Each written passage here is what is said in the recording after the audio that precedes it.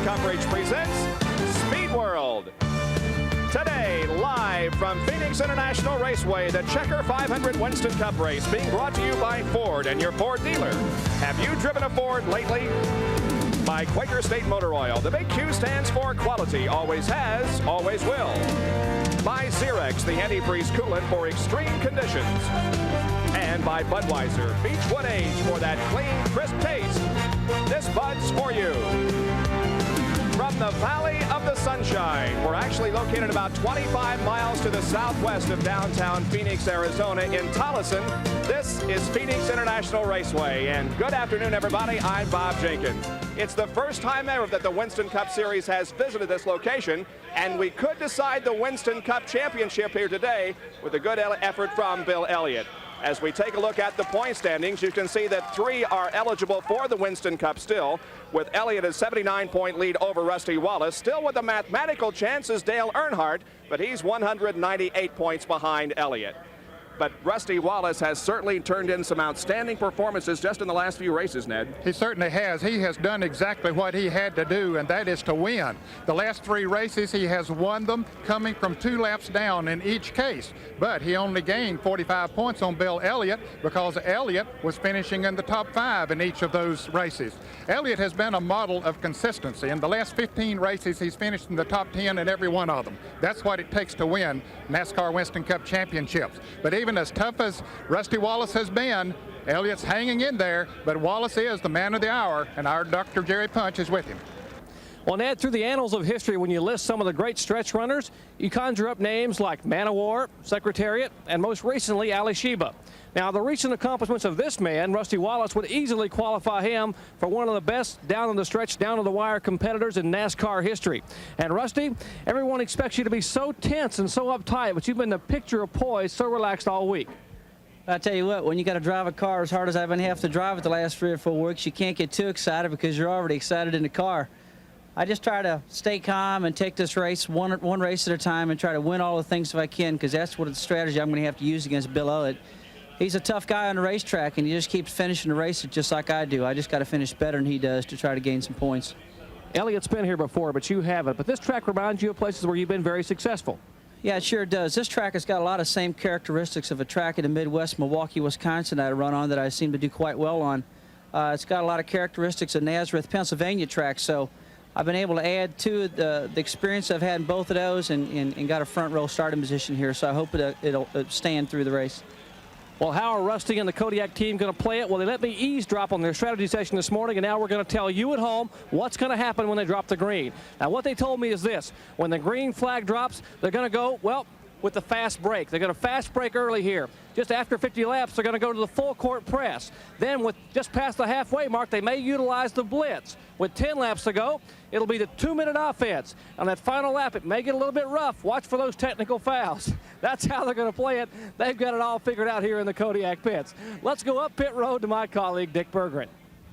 There's more than a championship at stake. There's a lot of optimism on the inside at the front of the pack that a win can come the way of one of these drivers. Jim Sauter starting in 5th position. This is the best starting position of his entire career. Sauter yesterday was extremely fast in practice. Beginning the race in front of him will be Harry Gant. The book on Harry Gant reads like a lot of tall odds. In 1985, this man was nearly the Winston Cup champion. He won 3 times. He almost had everything going his way, and then it began to fall apart. In 1986, he had 9 top 5 finishes, but no wins. Since then, not only has he failed to win, he's failed to finish in the top 5. But he's loaded the gun for this race. This is a brand new car. It has a brand new engine and a brand new transmission.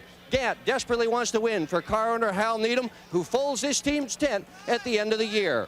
Also bringing his best piece to this event is Geoff Bodine. He won Pocono with this car. He almost won Wilkesboro and Martinsville with it. In over 1/3 of his starts, he has finished in the top 5. But Bodine admits he has failed to capitalize. But he came here and tested. He is the fastest man. Bodine says he intends to win. Back at Phoenix International Raceway, ESPN Speed World, and here now is the starting lineup for today's Checker 500, the first time ever for the Winston Cup cars here at Phoenix. Pole sitter is Geoff Bodine at 123.203 miles an hour, his 3rd pole position of the year. Outside of row number 1, it's Rusty Wallace in the Kodiak Pontiac car number 27. The second row is Harry Gant in car number 33 and Ricky Rudd in number 26. Row number 3, the number 89 car driven by Jim Sauter, and then Bill Elliott in number 9. The fourth row, Mark Martin in car number 6, along with Neil Bonnet in 75. In row number 5, it is Sterling Marlin in car number 44 and Rick Wilson in number 4. Then Michael Waltrip and Lake Speed in the sixth row. And as we take a look at the rest of the starting lineup, you will notice that interspersed through the starting lineup are a few of those that compete regularly in the Winston West Series. They have also joined their Winston Cup counterparts in this event this afternoon. And Bob, this is a very unique racetrack. There are 2 other 1-mile tracks on the Winston Cup circuit. Both are very high bank racetracks. These turns are relatively flat, and the dog leg on the back. It's a D-shaped racetrack, and certainly one that'll give them plenty of challenge here this afternoon. There are a total of 43 starters in this race, with Bill Schmidt in car number 03 bringing up the tail. As you can see, the cars are now going down the front stretch on their last warm-up lap. Next time around, we'll be getting the green flag and the start of the Checker 500. The Phoenix International Raceway is a 1-mile oval. The pole time was 29.220 seconds at a speed of 123.203. We'll go 312 laps, and we should have about 90 to 95 laps before the cars will have to come in for a fuel stop. It is a 500-kilometer race, not a 500-mile race, so 312 laps. And our in-car camera will be carried by Dale Jarrett, the Hardee's Race Cam. Cars now are down the backstretch. This is not a true oval. There is instead a dog leg in the middle of the backstretch, creating sort of a D-shaped oval. They are now through turn number 3 as the pace car is leading the field at this time. But we're just about to go green and start this Checker 500. Look at the hill over there just outside of turn number 4. There usually are a few hundred people on that hill watching a race. Today there are thousands there, and the grandstands are packed. We are set to go for an afternoon of exciting racing in Phoenix, Arizona. Here comes Geoff Bodine and the others down for a start. Rusty Wallace on the outside of the front row. The green flag waves, and here we go. Well, Rusty Wallace would certainly like to lead this first lap if at all possible. That would give him 5 bonus points in Winston Cup competition, but Geoff Bodine has taken the lead now. Right now, going out of turn number 2, it is Geoff Bodine that leads Rusty Wallace and Ricky Rudd through the dog leg. Now they go high on the racetrack and dive into turn number 3. Now Wallace begins to move in on Geoff Bodine. Would like very much to lead lap number 1. He'll try to go inside of Bodine. Coming up 4. Bodine a little bit sideways. Side-by-side action here. It's going to be Bodine leading. Ricky Rudd goes to the inside of Rusty Wallace and tries to capture second position, but cannot do it. And Ned, in the opening lap, we've seen some bumping and banging going on out there. It looked like almost a repeat of North Wilkesboro a few weeks ago as they got together. They're banging around, and I expect we'll see a good bit of that here this afternoon. Well, as you indicated, Rusty wants to lead, so to make sure that he gets those 5 extra points, he needs all that he can in order to win that Winston Cup. He is second in points going into this race.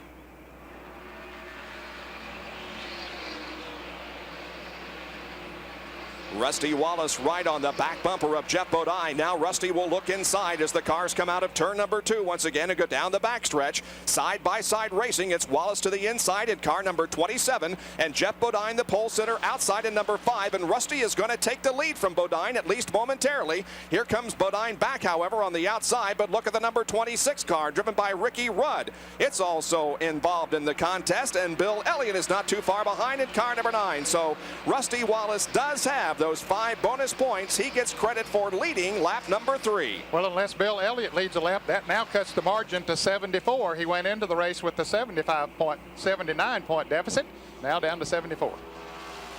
Rusty Wallace, Geoff Bodine, Ricky Rudd, and Bill Elliott are your first 4. Running back in 5th position is Harry Gant, and those 5 are right together on the racetrack.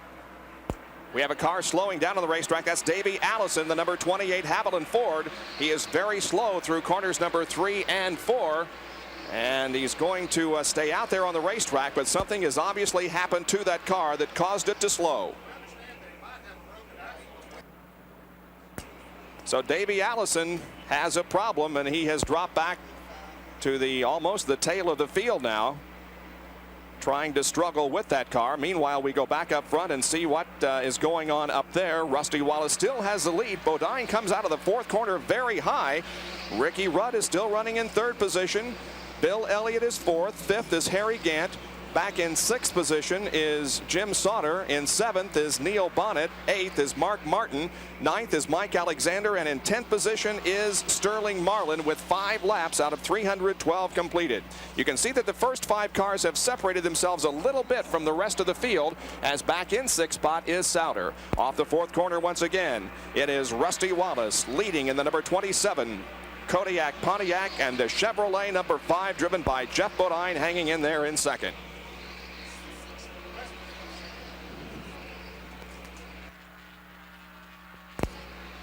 There are the first 5 once again.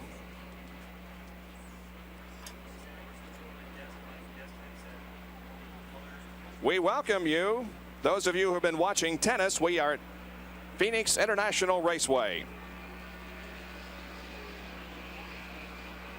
The Checker 500 Winston Cup race from Phoenix International Raceway. We are here on a beautiful Sunday afternoon. Phoenix International Raceway hosting the Winston Cup Series for the first time ever.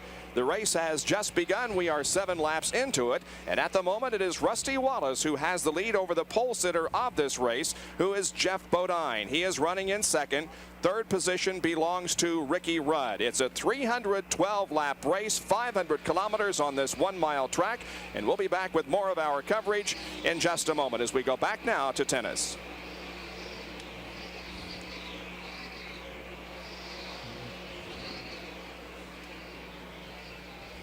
Contest for 2nd position is between Geoff Bodine in car number 5 and Ricky Rudd in number 26.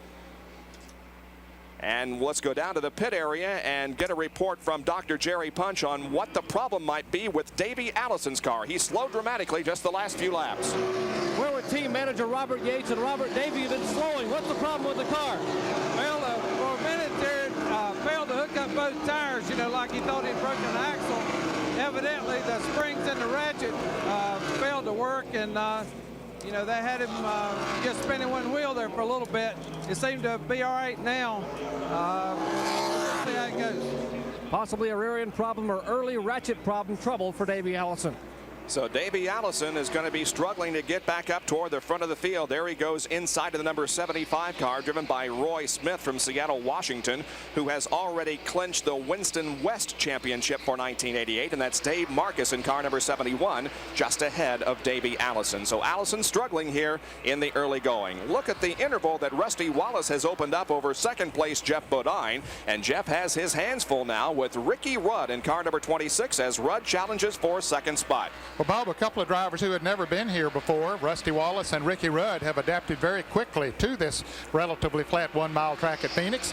Geoff Bodine, of course, came out here last week and did some testing, and he said that helped him to sit on the pole, but right now he does have his hands full with Ricky Rudd. Let's watch Rudd's tactic here as they go through the dogleg on the backstretch. Not making a challenge for that 2nd position at the moment, but it is a very tight contest for the runner-up position as Rusty Wallace has the lead. Now we'll watch Rudd stick his nose to the inside of Geoff Bodine as the cars come down the straightaway. Of course, Rudd driving the Buick and Geoff Bodine in the Chevrolet as the Pontiac of Rusty Wallace has about a 12 or 15 car length lead at this moment. Well, Rudd took advantage of a little bit of a slip of Geoff Bodine. Bodine went a little bit high. That's all Rudd needed to stick the nose of his Buick down on the inside, and he's going to take over 2nd position. So now Ricky Rudd has 2nd spot, dropping our pole sitter Geoff Bodine back to 3rd position.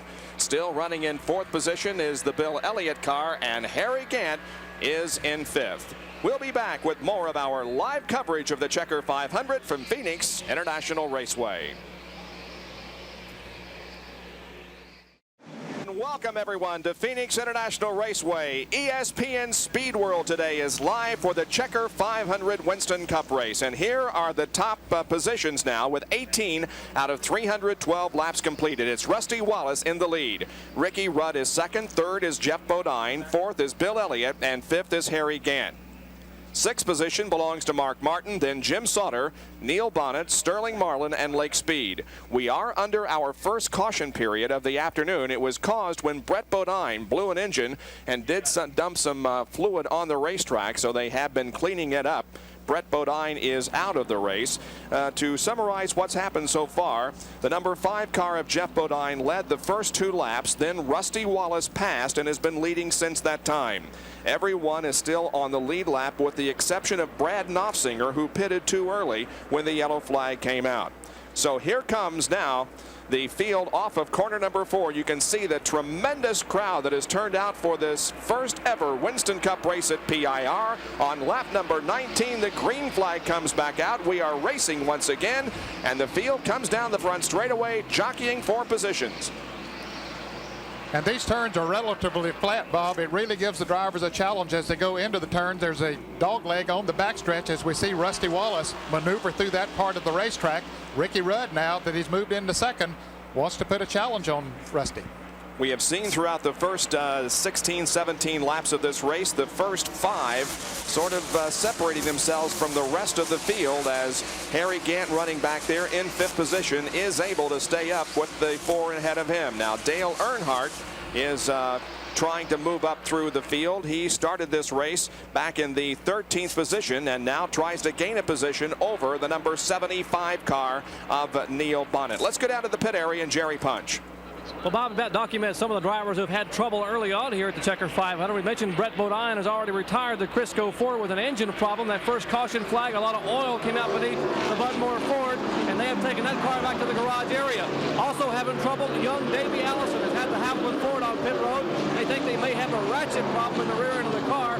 Both wheels in the rear of that car are not pulling. And the third driver to have problems, but it really was a break for him, was Alan Kowicki. He had a flat right front tire. The tire went flat just as the yellow flag came out. He came down pit road and changed it, and it's back at the rear of the field. All right, we're watching the first 2 now. Rusty Wallace in car number 27 and Ricky Rudd in number 26. And that's something that we will discuss here in the early going, the tire situation. Then now there were 5, actually 6 cars that began this race on Hoosier tires. Everybody else on Goodyear. The Hoosier drivers were Ken Schrader, Roy Smith, Johnny Rutherford, Greg Sachs, Trevor Boys, and Ken Bouchard. But now bear in mind we're racing in the desert, and that is sand there on the inside of the track. And when you kick up a little bit on that on the track net, I would think that perhaps we might see some tire problems as the race goes along. Could very well. In fact, these tires don't have a great deal of rubber on them.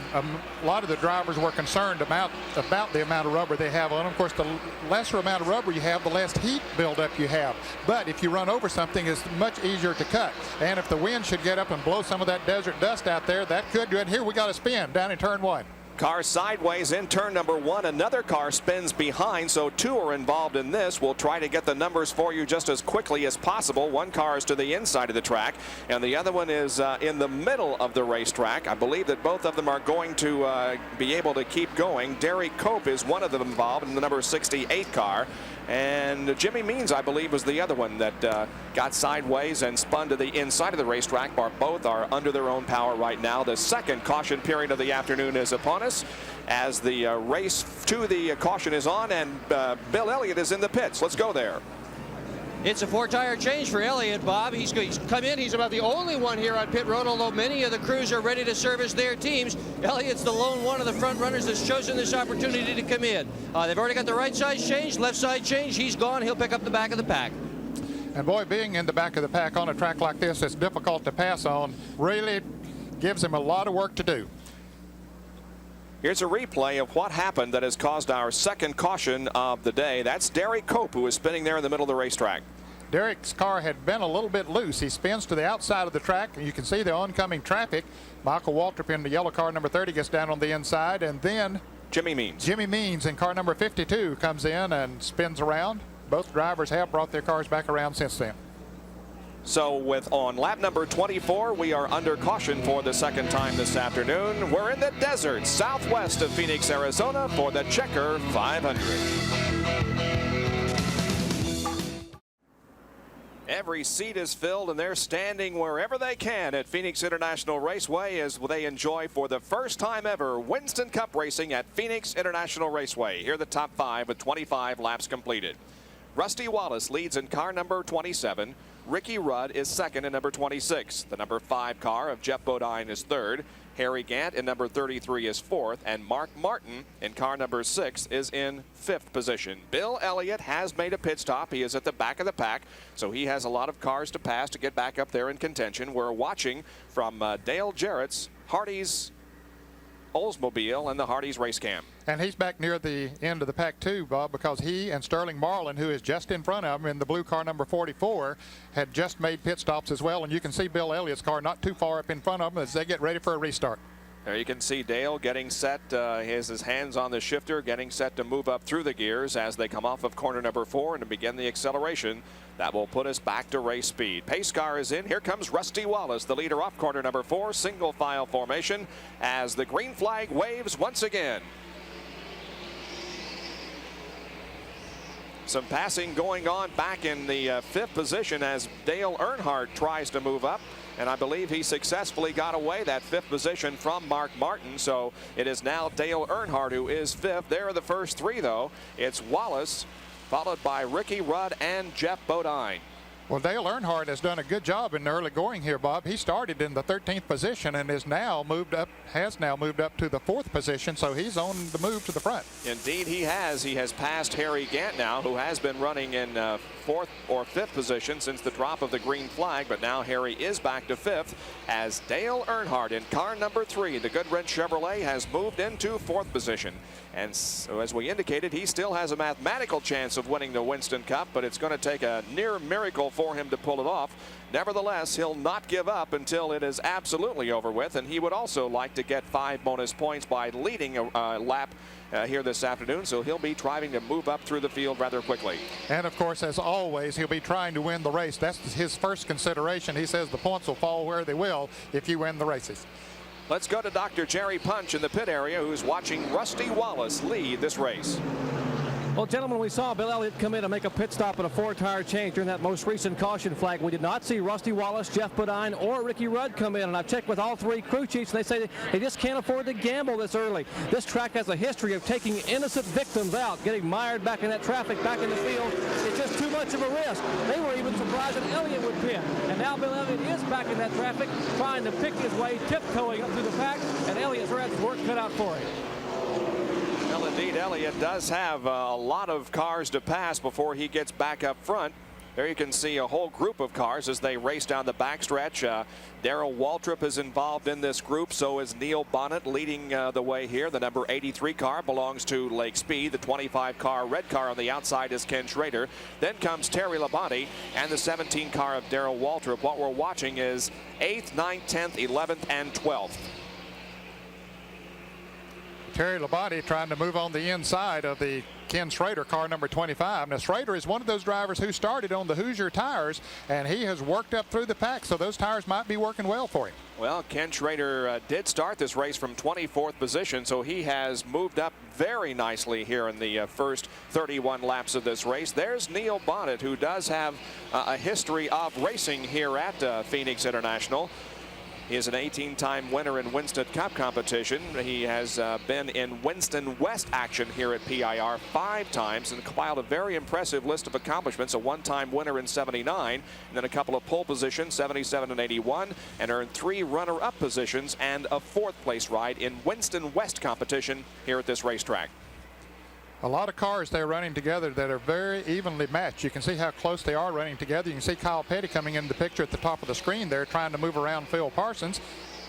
So there's good racing all over the racetrack, as they expected to do here at Phoenix.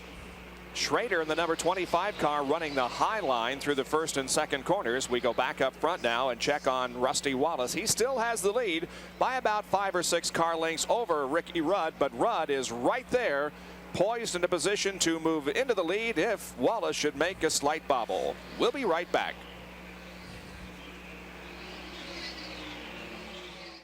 The leader, Rusty Wallace, Ricky Rudd second, then Jeff Bodine, Dale Earnhardt, and Harry Gant. In 6th spot is Mark Martin, then Jim Sauter, Neil Bonnet, Lake Speed, and Ken Schrader. 11 through 15, Terry Labonte, Darrell Waltrip, Kyle Petty, Phil Parsons, and Bobby Hillen Jr. So there are the first 2. It is Wallace leading Ricky Rudd, and those 2 have pulled away from everybody else just a little bit. So it's basically a 2-car race, but look at this racing that's going on. Ken Schrader, Darrell Waltrip, also the number 21 car of Kyle Petty is involved in this race, as is the 11 car of Terry Labonte. as they're racing here for the 11th position. That's Waltrip in car number 17 with the inside line on Ken Schrader, but Kyle Petty is also right there in car number 21. Bobby Hillin Jr. trails in number 8. Waltrip trying to take the spot away from Ken Schrader out of turn number 4, and Darrell has it. Now, Kyle Petty has come from 25th position, Bob, so his car is really working well. And we'll say again that this is not one of the easiest tracks on the circuit to pass on, but the Wood brothers have that Citgo Ford working very well for him as he's up there battling for close to a top 10 position. With a couple of the Rick Hendrick cars, the 17 of Darrell Waltrip and the 25 of Ken Schrader, both from the Rick Hendrick stable, and then the 21 Wood brothers car driven by Kyle Petty. He sneaks his nose to the inside of Ken Schrader in turn number 4. Let's see if Petty can successfully complete the pass. Alan Kowicki and Bobby Hillin Jr. in cars 7 and 8 respectively, watching all this from just behind. Schrader taking that high line on the racetrack. We've seen him in that groove since the drop of the green flag, and now Kyle Petty has about a half a car length advantage on Schrader, but through the dog leg, Schrader battles back and holds on to that spot. Well, the car number 7 of Alan Kowicki, he made a pit stop earlier and has come back up through the pack to battle with that crowd, so his car is really running good. The number 55 of Phil Parsons is the 5th car here in the line. Now we see Alan Kowicki moving to the inside of Ken Schrader, and Kowicki trouble here on the front straightaway. Car number 24. The number 24 car driven by Gary Collins from Bakersfield, California, has crashed here on the main straightaway. The car to the inside, just near the start-finish line, and we have both Rusty Wallace and Ricky Rudd making their pit stops.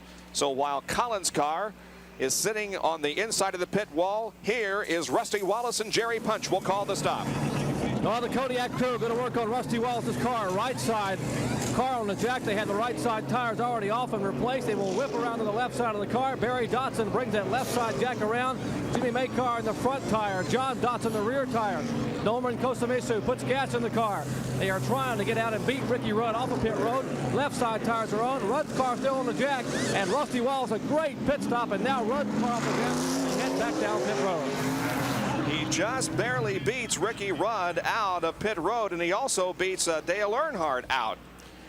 Well, I'll tell you, the pit stops here are so important. Track position will mean everything because of the fact that it is tough to pass on. So they want to get in and out as quickly as they can. That means that many less cars that they'll have to pass once they're on the racetrack. And Dale Earnhardt obviously thinks that he should have gotten out ahead of Rusty Wallace, so there's a bit of a discussion about that on the track. We'll get it all sorted out for you there before we go back to green. The yellow flag is for a crash involving Gary Collins here on the main straightaway. We'll be back with more of our live coverage after this.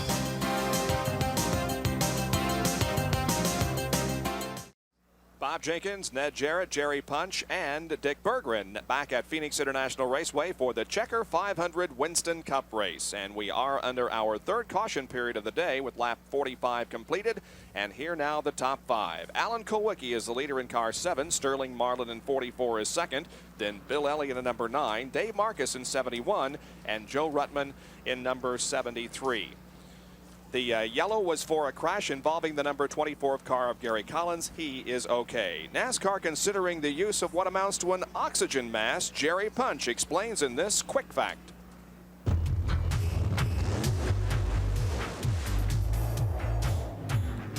Quick Facts are brought to you by Quaker State Motor Oil. The big Q stands for quality, always has, always will. With the ever-increasing emphasis on aerodynamics in motorsports, more air is going around the car and less is getting inside. So a lot of drivers, particularly the older drivers, are more concerned about breathing the hydrocarbons and carbon monoxide within the cockpit. That's why Richard Petty has tried this prototype device. It's an aviator's mask out of an F-14 attached to his helmet. Now this hose goes to a fan in the floorboard of the car attached to the roll cage that pulls air in from in the cockpit and runs it through this chemical filter. This filters out the carbon monoxide. Recently, carbon monoxide levels have been shown to be almost in the toxic range, but after this apparatus was tried by Richard, it's almost zero. NASCAR is taking a good long hard look at this setup for possible safety enhancement next year. So NASCAR looking for anything they can to make racing safer in the Winston Cup Series. Let's go down to Dick Berggren, who has a report on Dale Earnhardt. Dick? Well, Earnhardt had a bit of a problem here leaving the pits. What happened is at the end of pit road, there's a paddle man, a guy that's got a little paddle, and on one side of the paddle there's a green go, and on the other side of the paddle there's a red stop.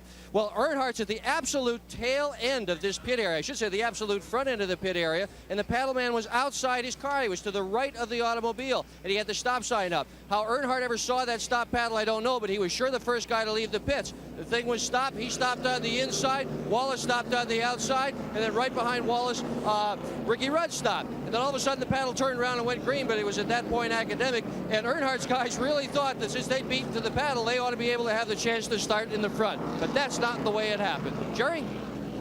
Well, Alan Kulwicki made another unscheduled stop here in the pits, Dickie, just moving down pit road very slowly. He will be stopped by that man you're talking about with the big stop sign there.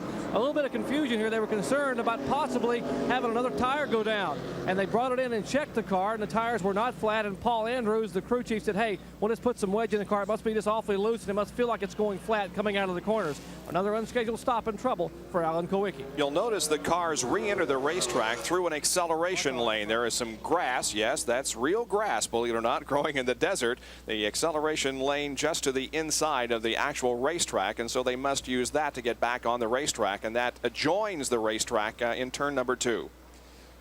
Now, Bob, they held him there until all of the cars had gone by. That's why Alan Kulwicki was held there. It was not a penalty or anything of that nature. All the cars are still in the lead lap as we get the green flag, excepting Eddie Beerswell in car number 23 and Brad Knopfsinger in car number 98.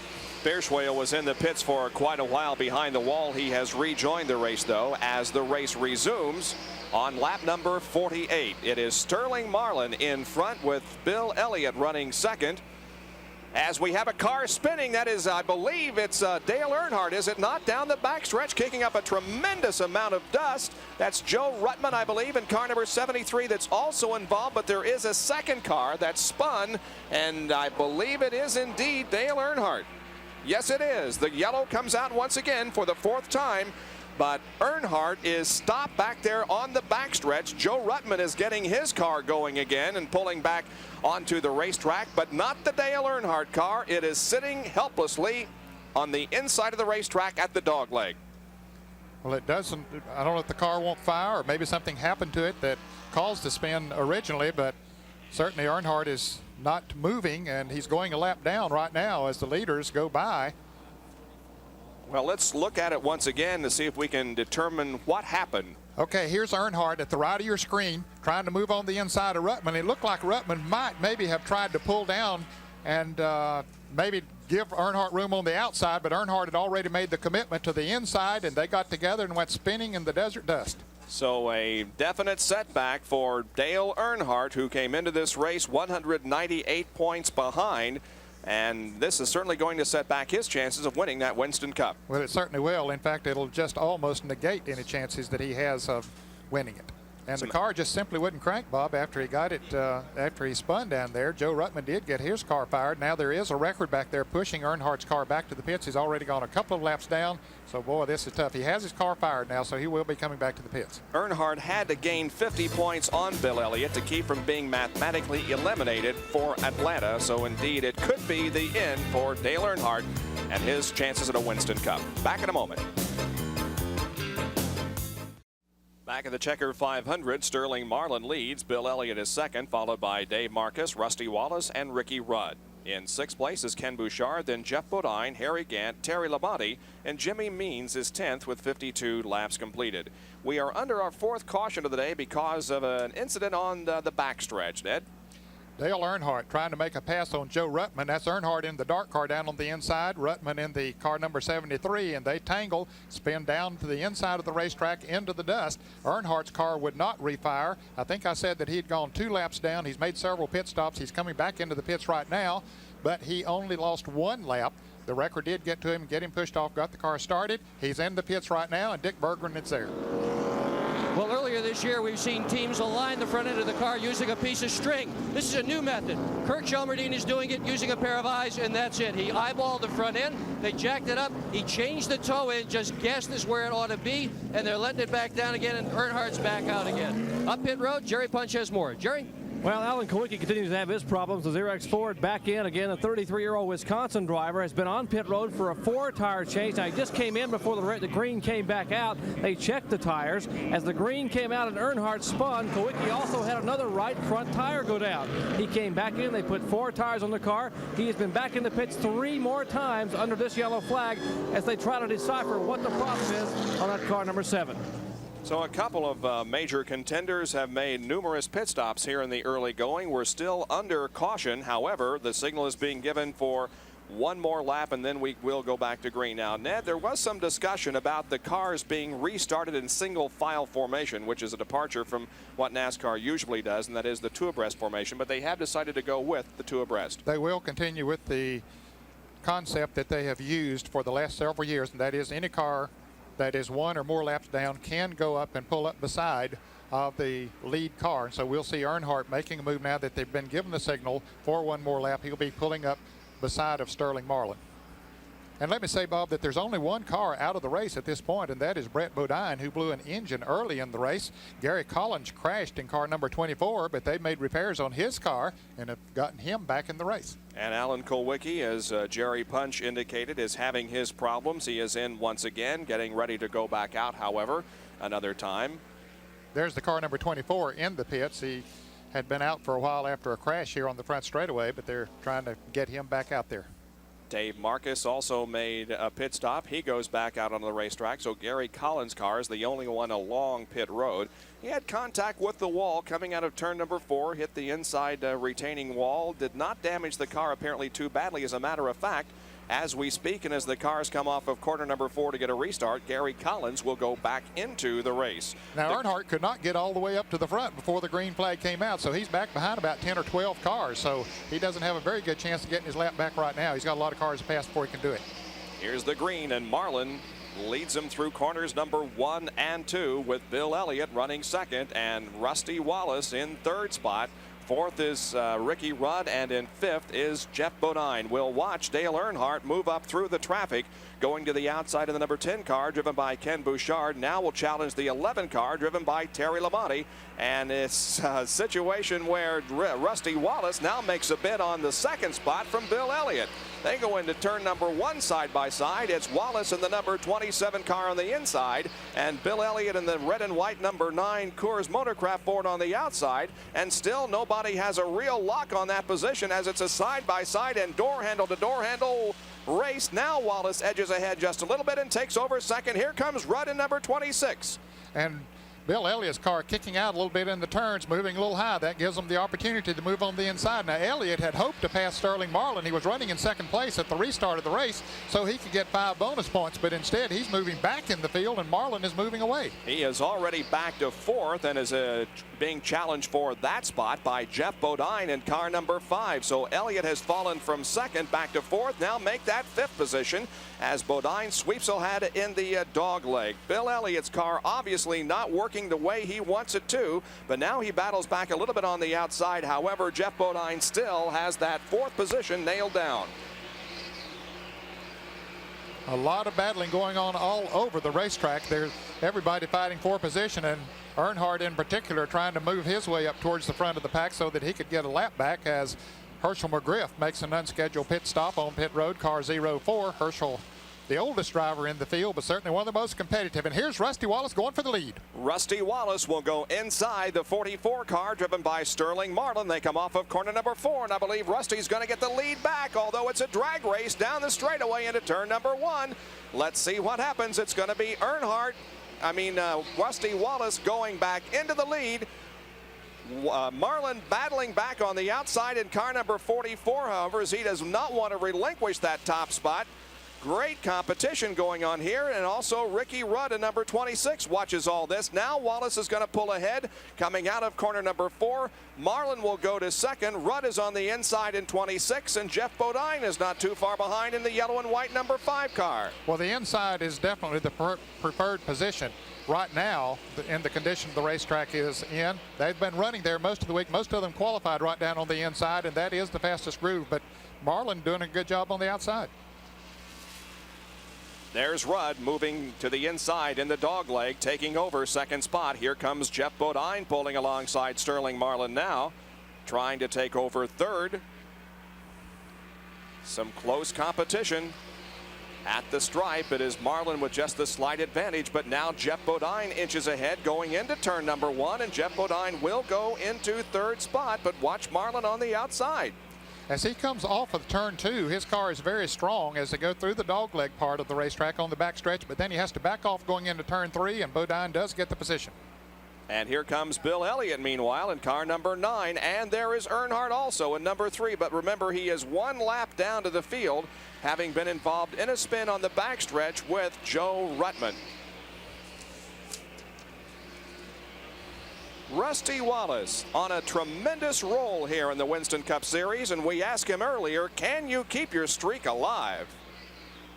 I hope so. The car has really been extremely fast.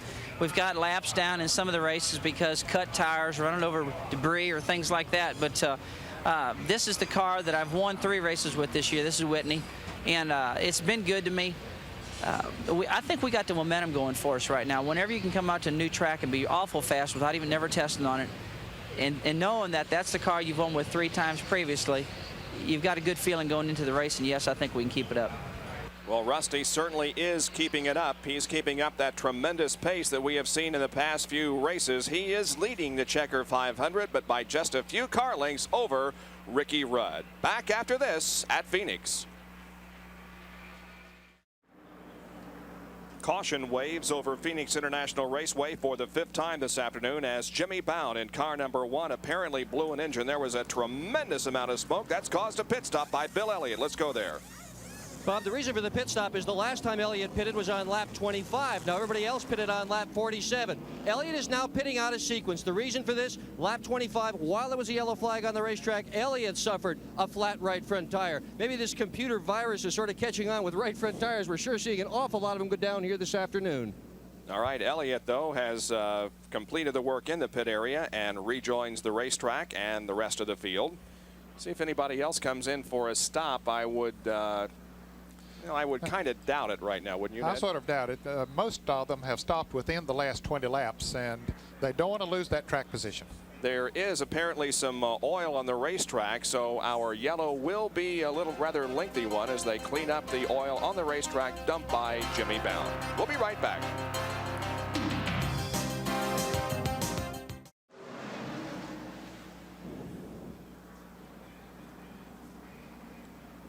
Once again, Dale Earnhardt has come in for a stop. Dick Berggren is there.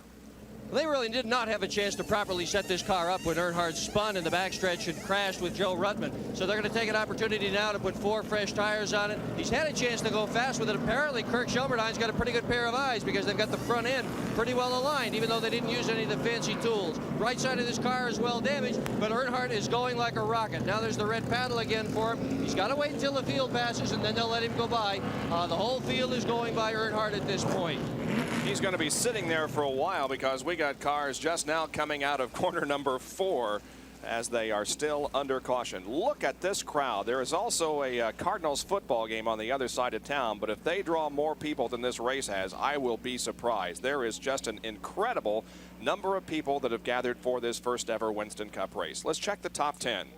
It's Rusty Wallace leading with Ricky Rudd second, then Bodine, Marlin, and Labonte.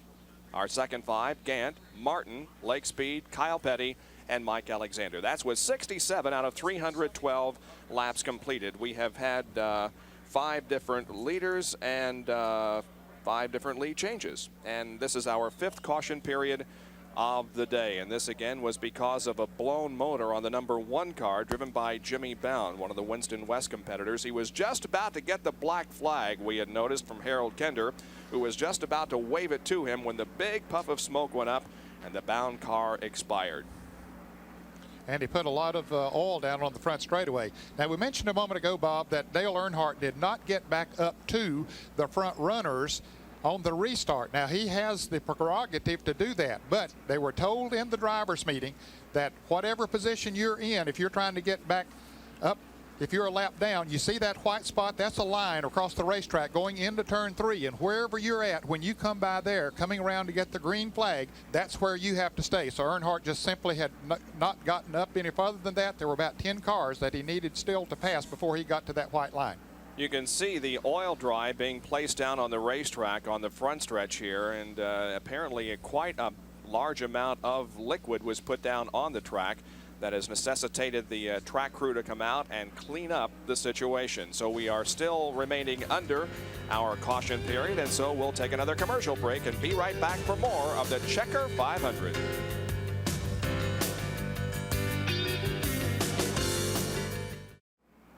We are back at Phoenix International Raceway in the Checker 500, a 500-kilometer race, 312 laps, and we are 69 laps into this race. A rather large number of cautions already.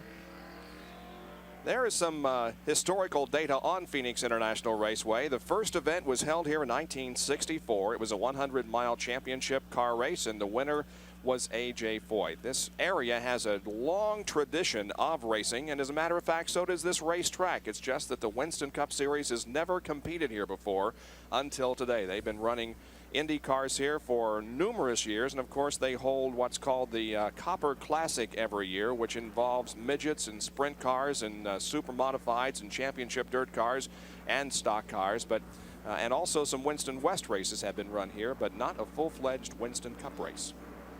We get the signal now, Bob, for one more lap before the green flag will be displayed again, and we'll see how far Earnhardt gets up through the pack this time. He is one lap down. Here he comes. Ken Schrader has been struggling there in car number 25. Dick Berggren can explain why, perhaps. Well, I can tell you, Bob, that Ken Schrader has struggled before at this racetrack and won anyway. For example, in the fall of 1987, he drove a championship dirt car, which is about the most fearsome kind of race car you can imagine, on this speedway. Partway into the race, the right rear shock absorber fell off the car. That didn't bother him at all. He went on and won. A few races earlier, Schrader had run an automobile here, a midget, with a V6 engine and a 200 cubic inch motor. That's sort of like putting a car engine in a motorcycle. And he won with that thing. That car was so extraordinary. They banned the entire concept, the concept of the wedge midget, the V6 engine in it, the whole thing. So Schrader knows his way around here, and he can handle a car that's not exactly right on this speedway. For more, Jerry Punch. Jerry?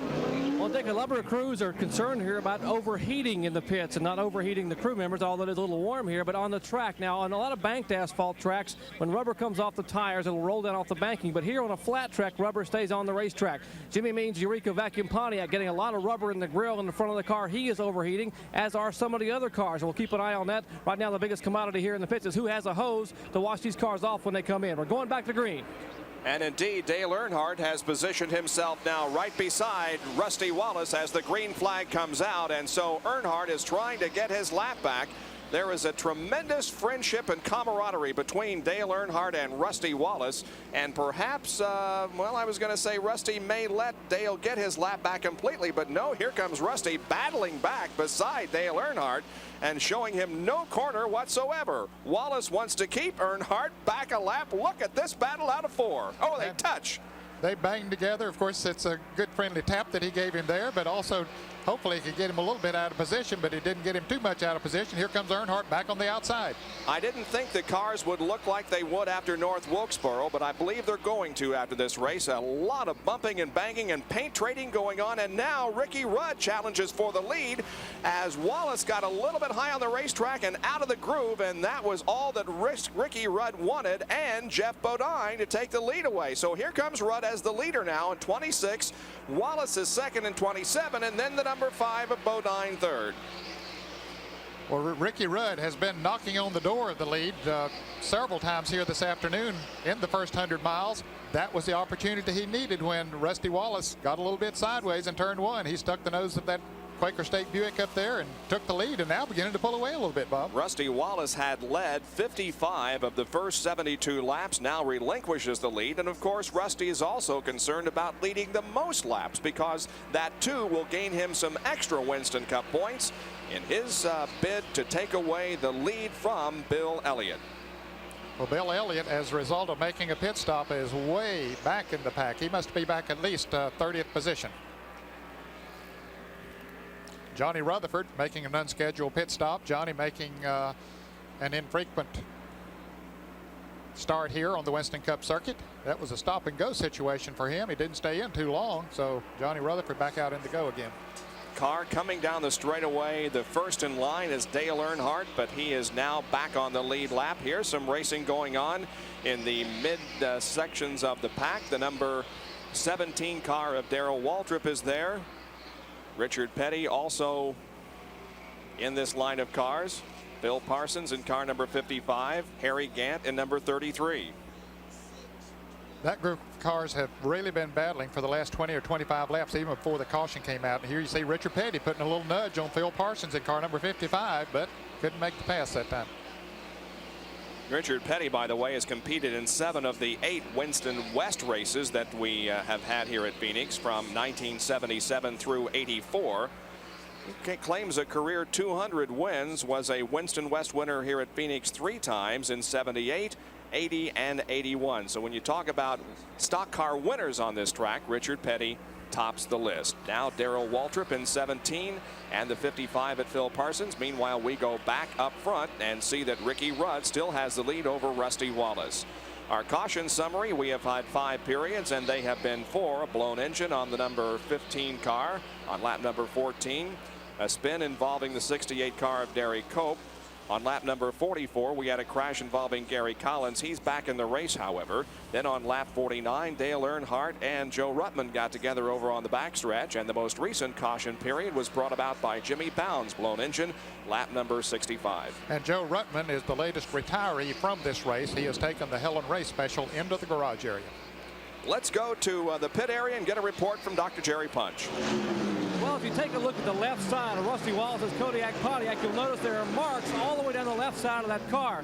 Now, the crew radioed Rusty, said, "Hey, where'd those come from, big guy?" And he said, "Well, my good buddy Earnhardt, when he came by me a few laps ago, or actually earlier in the race, Earnhardt rubbed him a little bit, said, we're just doing a little bit of racing out here, having a big time." I tell you, points championship up for grabs, over $500,000 up for grabs.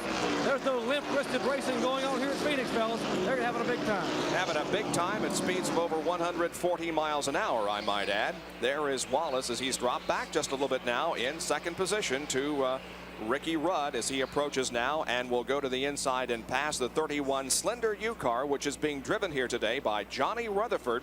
And when you talk about experience on the Phoenix International Raceway, Rutherford certainly has that category locked up. Of course, competing many times here in IndyCar competition. And Ricky Rudd is moving up close on Dale Earnhardt now, about to try to put him that lap back down that Earnhardt got back a moment ago when he moved around the leader. And there is the view from the Hardee's race cam inside the Oldsmobile driven by Dale Jarrett, who is in 18th position. That's Davey Allison in front of him in the Havoline Ford Thunderbird, and right behind Dale Jarrett, as you hear him decelerate going into turn 3, right behind him is Bill Elliott. Elliott had made a pit stop, put on new tires, so he's coming back up through the pack.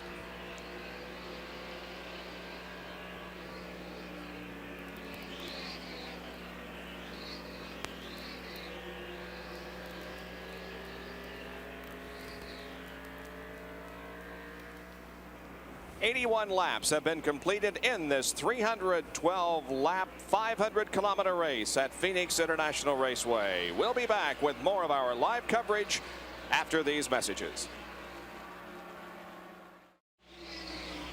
There you see the race for the lead between the 26 car of Rudd and the 27 car of Rusty Wallace. And Rudd is trying to put Dale Earnhardt in car number 3 a lap down. Dale did get his lap back and is at the tail end of the lead lap. And Rudd there in car number 26, the leader of the race, is trying to put him down a lap once again. Let's take a look at the top 15 as we have them at the moment. It is Rudd leading with Wallace second, then Jeff Bodine, Sterling Marlin, and Terry Labonte. Second 5, Mike Alexander in a good race. Lake Speed, Mark Martin, Kyle Petty, and Harry Gant. And then we have Phil Parsons, Darrell Waltrip, Bobby Hillin Jr., Richard Petty, and Benny Parsons running in 15th position. Let's go to the pit area and get a report from Dick Berggren. Bob, it takes an interesting chassis engine combination to run well here at Phoenix. Although none of the drivers remark that this racetrack looks like Martinsville, you need a Martinsville engine to run well. You need an engine that can produce an awful lot of torque, because when they go in the corners, they really drop down in RPM as low as mid 5,000 range. And when they get to the end of the straightaway, in practice I saw some tacks that were well over 8,000 RPM. And like Pocono, there is no two turns alike on this racetrack. So if you set up to run one very well, you're going to miss it in the other. Most competitors say they've got a torquey engine, one with a lot of power to come out of the corner, and the corner they want to come out best is corner number 4. They've given up 1 and 2 in exchange for Ford. Jerry? Well, as you're watching the battle there, Ricky Rudd on the inside of Dale Earnhardt. Remember what happened at Wilkesboro a few weeks ago? Well, that's the exact same 2 cars. Exactly. That is the Rudd short track car, the Quaker State car for Kenny Bernstein that he and Earnhardt came together with at Wilkesboro. And it's the same car that Earnhardt used last year to win 6 of 8 short track events. And the same car he won with at Bristol here on ESPN. So those 2 veterans doing battle here at Phoenix in their short track cars. But now Rudd has put Earnhardt a lap down, but it looked like Dale was pushing him, bumping him there in the rear end, as now Earnhardt has indeed gone a lap down again, but is just trying valiantly to keep on the lead lap. Well, boy, he needed a caution there before Rudd got around him, and his crew had to be praying for a caution at that time, but Rudd is just a little bit stronger and was able to move around him. If, of course, the Winston Cup Championship is not decided today, and chances are that it won't be, we will have for you the race that will decide the Winston Cup Championship, the final event of the year. That'll be at Atlanta International Raceway in 2 weeks' time. So even if it's here, if not, we'll certainly have it for you live here on ESPN in 2 weeks at Atlanta as the 1988 Winston Cup season ends. We're still watching the 26 car Ricky Rudd lead, and now Wallace is trying to go to the inside and also pass Dale Earnhardt.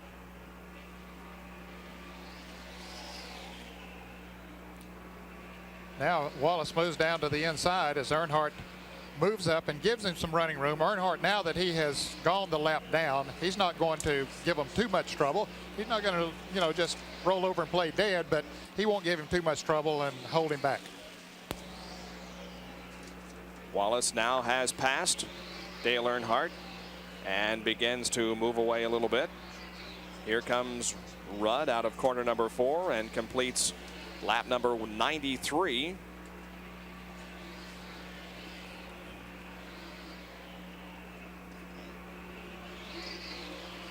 Still back in 3rd position is Jeff Bodine. Sterling Marlin is 4th, and Terry Labonte is in 5th position. Bill Elliott, meanwhile, is way back in 18th position. So things have not gone well for Bill Elliott in the first almost third of this race. Those out of sequence pit stops that he made has caused him to be way back at the back end of the pack several times here today, but he has driven very methodically and come back up through the pack. There was one car that was smoking back towards the back of the pack, but apparently no problem with it. There's the interval between 1st and 3rd, 4.8 seconds. The interval between Ricky Rudd in number 26 and Jeff Bodine in car number 5. We'll do it again to see if Bodine is closing in. The number 2 car there, right ahead of the leader Ricky Rudd, is driven by Ernie Irvin.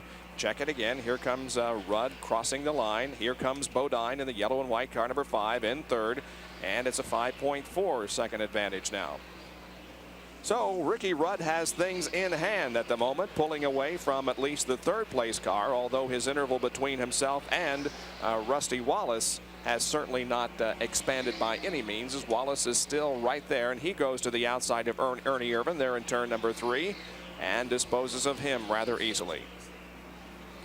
Ricky Rudd from Chesapeake, Virginia is leading the Checker 500 here at Phoenix International Raceway, and we'll be back with more right after this. Now let's check the standings as we are now at the 100 lap mark out of 312, almost a third of the way through this race. The lead continues to be held by Ricky Rudd, car number 26. 2nd position is Rusty Wallace. 3rd is Jeff Bodine. 4th is Terry Labonte, and 5th is Sterling Marlin. Let's go down to the pit area. Reynolds, he's crew chief for Ricky Rudd. Now, early in the race, you said he was just kind of cruising, taking it easy. How about when he got beside Dale Earnhardt? How hard was he pressing the button then? I'm sure he was running a little bit harder, trying to keep Dale a lap down, because obviously we give Dale his lap back. That's somebody else we got to contend with later on in the race. Now the biggest thing we got to be concerned with is working that traffic. We need a caution here directly. We need a pit stop. Need some tires on it. Other than that, he says everything's okay. What will you do in the caution? What will you change? We'll change 4 tires. That's the story from Ricky Rudd's pit. Jerry Rudd, Punch, what's going on where you are? Well, pretty good battle on the racetrack right now between Sterling Marlin and Mike Alexander, the 44 and the 12 car. But here in the Kodiak pit and the Rusty Wallace pit, they're a little bit concerned. They needed to lead the most laps here today to get those 5 extra bonus points. They are not leading, obviously. Let's find out what the problem may be with Barry Dotson, the crew chief. Barry, you wanted to lead the most laps, but apparently it's not working out. What's the problem? A little bit loose right now. We stayed out to get track position. We don't want to take a chance anything happening. We'd just rather run comfortable and try to get the lead back later. They're not going to overextend the car. They're going to ride comfortably, and maybe when they get a pit stop or a caution, as Larry McReynolds said, they'll come in and get fresh rubber and then try to lead. Gentlemen? Well, Jerry, they're on their longest green flag run of the afternoon right now, and as Larry McReynolds pointed out, they'd like to see a caution here before too long so they can come in and get 4 new tires on the car. That we're beginning to see some cars slip around a little bit on the racetrack as a result of the tires getting heated up and worn out. But Rusty Wallace's car is still sticking down on the inside as we see him coming off of turn 4 here right now. But Ricky Rudd has opened up a couple of seconds interval between himself and Rusty Wallace, as Ricky Rudd is the leader of this Checker 500.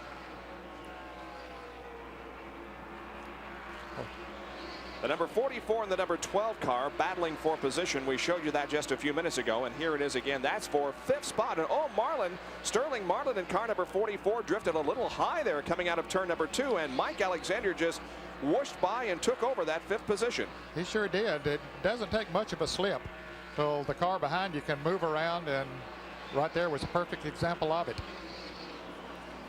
Mike Alexander, who in a Southwest Tour race here yesterday sat on pole position, but did not have very good fortune during the running of that race. Jim Thurkettle was the winner of that Southwest Tour race here at Phoenix yesterday, that we will have on a tape delayed basis later this week here on ESPN. And Roman Kalsinski clinched the Southwest Tour championship during that event. Other battles going on the racetrack involved this group of cars. Alan Kulwicki is there along with Phil Parsons in number 55, and Mark Martin is in car number 6 trailing this trio, and that's 7th, 8th, and 9th. Now Kulwicki has come from the back of the pack because he did during that last caution period made a couple of pit stops, so he has fought his way up through the field and has done a good job of it, Bob. Again, I don't think that we can say too much how difficult it is to pass on this racetrack, and as I say that, Alan Kulwicki almost makes it look easy, but the car really has to work well down on the inside of the racetrack to make a pass.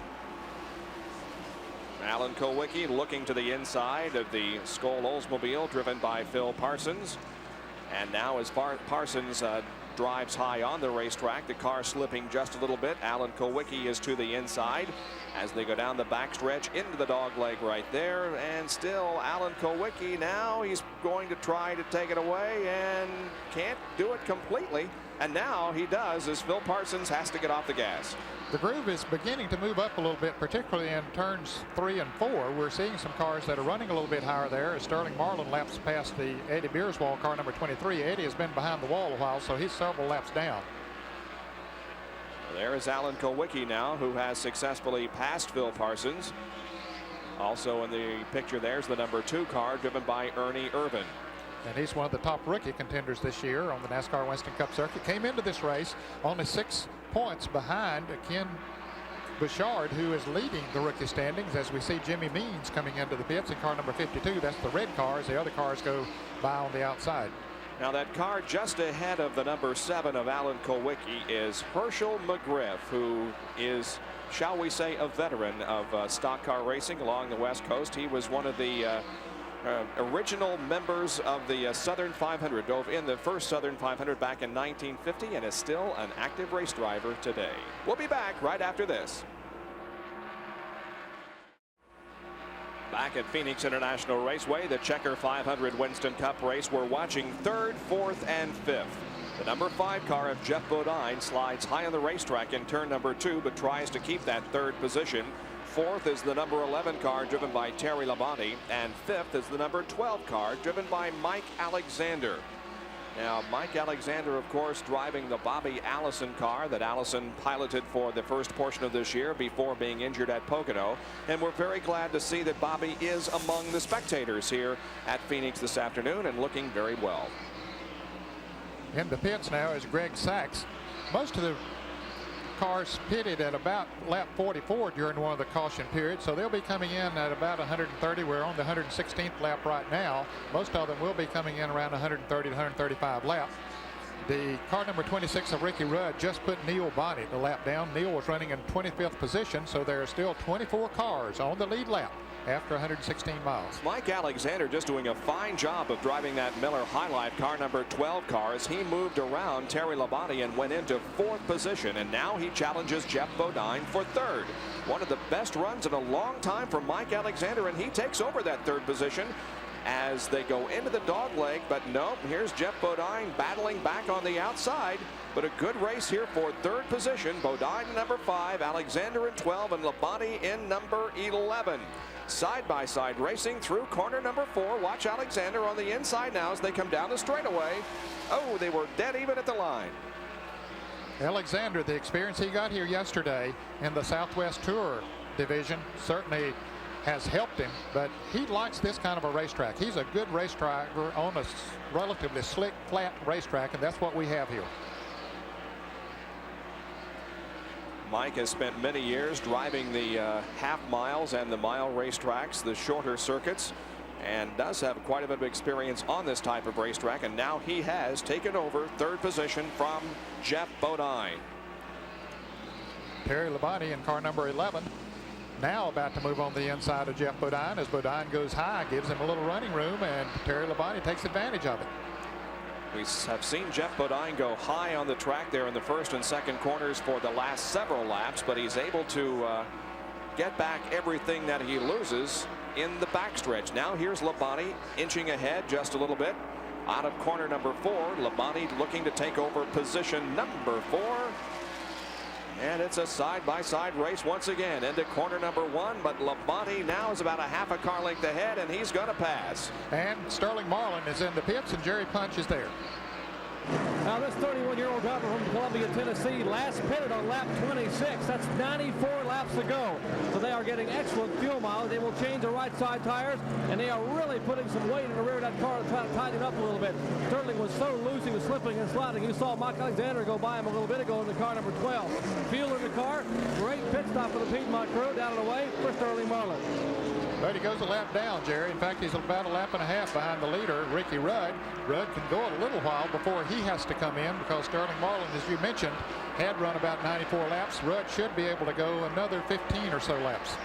So Sterling Marlin goes back out onto the racetrack. By the way, that car will carry the Sunoco sponsorship during the 1989 season. We go back and look at this 4th and 5th place battle between the number 11 of Terry Labonte and the 5 car of Jeff Bodine. At the moment, though, Labonte has that position nailed down fairly well. Here's the leader, meanwhile, Ricky Rudd, as he tries to put a lap on the number 4 Kodak Film Oldsmobile, driven by Rick Wilson. That's lap number 122 that has been completed, and Rudd with an advantage now of a couple of seconds over Rusty Wallace. And he might be coming in before too long. Rick Wilson in the Kodak Film Oldsmobile was running in the 22nd position. That means there are 21 cars remaining in the lead lap. That is with over a third of this race completed. So we have seen some drivers staying on the lead lap. And now here is Rudd slowing down out of turn number 4 and coming in for the pit stop. And Rusty Wallace is following him right down pit road as well. So it's a pit stop with 2 of the leaders. Let's go to Dick Berggren. The key here will be whether Rudd and Wallace can do this pit stop without losing a lap. The teams are already over the wall. That's not what we usually see in Winston Cup competition, but the wall here is 30 inches high at this end of the pit. The other end of the pit is only 13 inches high. So they were very ready for Ricky Rudd. Right side tires over. Rusty Wallace already out of his pit. He's gone. He will beat Ricky Rudd, and he will take the lead. Well, he won't take the lead, but at least he beats him back out of the pits. Mike Alexander has taken over the lead in the Miller car number 12. And here he comes out of corner number 4. Now, one thing this has done, it has put Dale Earnhardt back in the lead lap. Those front 2 cars had passed Earnhardt, but Mike Alexander has not. So that does put Dale Earnhardt back in the lead lap should he get a caution. And there is the leader, at least for the moment, the number 12 Miller High Life Buick, driven by Mike Alexander going to the inside of the 03 car, driven by Bill Schmidt from Redding, California, one of the Winston West competitors. Harry Gant is in for a pit stop in the Skoal Chevy, car number 33. He started well up front in this race and has been in the top 15 most of the afternoon. Here comes the leader down the straightaway once again, completing another lap. And looks like a little bit of a puff of smoke there from one of those two cars. I was unable to see exactly which one, but perhaps just a little bit of tire smoke evident from one of those two cars. Mike Alexander, the leader. In turns 1 and 2, they do burn a little bit of tires coming off of there, Bob, and we'll see some tire smoke occasionally as the cars come off of that turn. Now Mike Alexander is choosing not to come in for another pit stop, so he stays out and maintains his lead. Now you can see Terry Labonte. There's a car between he and Mike Alexander. Labonte in the Budweiser Chevrolet number 11. See, going down on the inside of the car that Mike Alexander lapped not long ago. So that's how close first, second, and third is. And there's Sterling Marlin also there, car 44, and Alan Kulwicki in number 7. They're having a little bit of a difficult time getting around that Bill Schmidt machine, the Schmidt Racing Chevrolet. Now Labonte moves to the inside of it, the 03 car. And here's Sterling Marlin right behind Terry Labonte. And now Marlin will try to create a third lane, but thinks better of it as they go back into a two-abreast situation going into turn number 1. Now Sterling Marlin would like to get up there and get back in the lead lap. Remember, he has already made a pit stop with new tires. Look how that car sticks down on the inside. Boy, he just drives it in there. That's what new tires will do for you. Now he's got to pass Mike Alexander though before he can get back in the lead lap. Here's Alan Kulwicki coming up on the inside of Terry Labonte. Benny Parsons just made a pit stop. Others will be making pit stops before too long. We understand that maybe there's some smoke coming from Richard Petty's car as Jeff Bodine comes down pit road in the car number 5. He was running in the 4th position. Dr. Jerry Punch has a report on this pit stop by Jeff Bodine. Well, Waddell Wilson and the rest of the Levi Garrett crew changing right side tires. Looks to be a routine green flag stop for the pole sitter, Jeff Bodine. Bodine running in the top 5 all afternoon. They will scamper around and check the left side tires. They have filled his wheel. Great pit stop, 14.82 seconds. He is down and away. Mike Alexander has come in for a stop also as we watch Jeff Bodine pull out, and Dick Berggren is there to call the pit stop of who was the leader.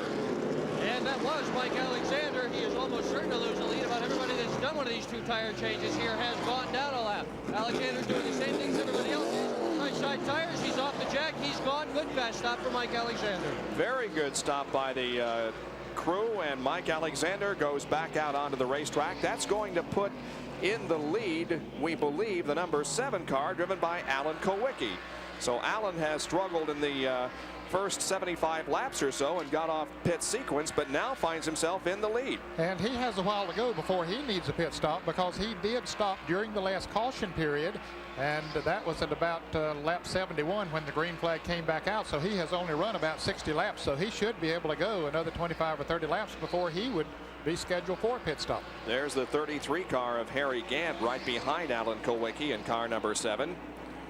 So with pit stops, some pit stops being made at lap 130, the lead is held by Alan Kulwicki, and we'll be back with more of the Checker 500 in just a moment. We hope you're enjoying today's coverage of the Checker 500 from Phoenix International Raceway, being brought to you by Union Oil. NASCAR drivers count on Unocal gasolines. Go with the spirit of 76. 135 laps completed, and the lead held by the number 7 car driven by Alan Kulwicki. He is off sequence though with everybody else, and for more on that, let's go to Jerry Punch. Well, we mentioned Alan had some trouble early on. Alan had some trouble early on here and had to make a couple extra pit stops. He came in for gas on lap 66.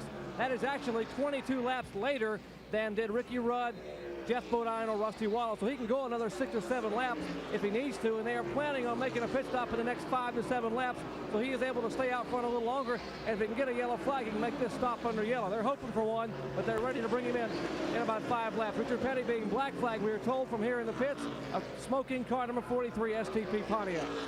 Ned, we had been noticing that car smoking rather badly, and now it is in because of a black flag. The number 11 car of Terry Labonte is in for a pit stop. Dick Berggren. He is in. He is out already. The gas man fell over and poured pouring a pile of gasoline here in the pits. Everybody is okay, but there's about 2 gallons of gas laying on Terry Labonte's pit. He's gone with 2 tires in a very fast pit stop.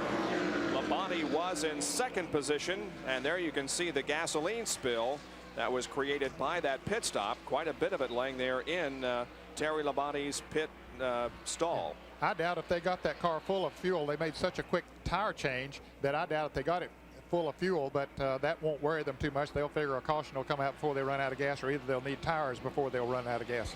Well, we're looking for a pit stop by Alan Kulwicki. He's coming in right now. 7. And yes, indeed, the leader is coming in, and Alan Kulwicki makes his stop. Jerry Punch will tell us what occurs during this pit stop. They actually were waiting for him to come in about 3 more laps, but he readied it and said, I'm coming in now. Apparently, a fuel pressure gauge began to fluctuate. You can't let that happen on a flat racetrack. You'll end up coasting back to the pits. So he is on pit road getting right side tires, and they are putting a little wedge in the left rear of the car as Paul Andrews, the Z-Rax crew chief here, works on the car. They clean that rubber off the front of the car. 14.7 seconds. Pretty good pit stop for the young crew. So now the lead will be going to Rusty Wallace in car 27. With everyone having made pit stops now, it is Rusty Wallace that goes back into the lead. There is Rusty, who is in turn number 2. Look at that 3 abreast racing there in front of him as cars try to get sorted out.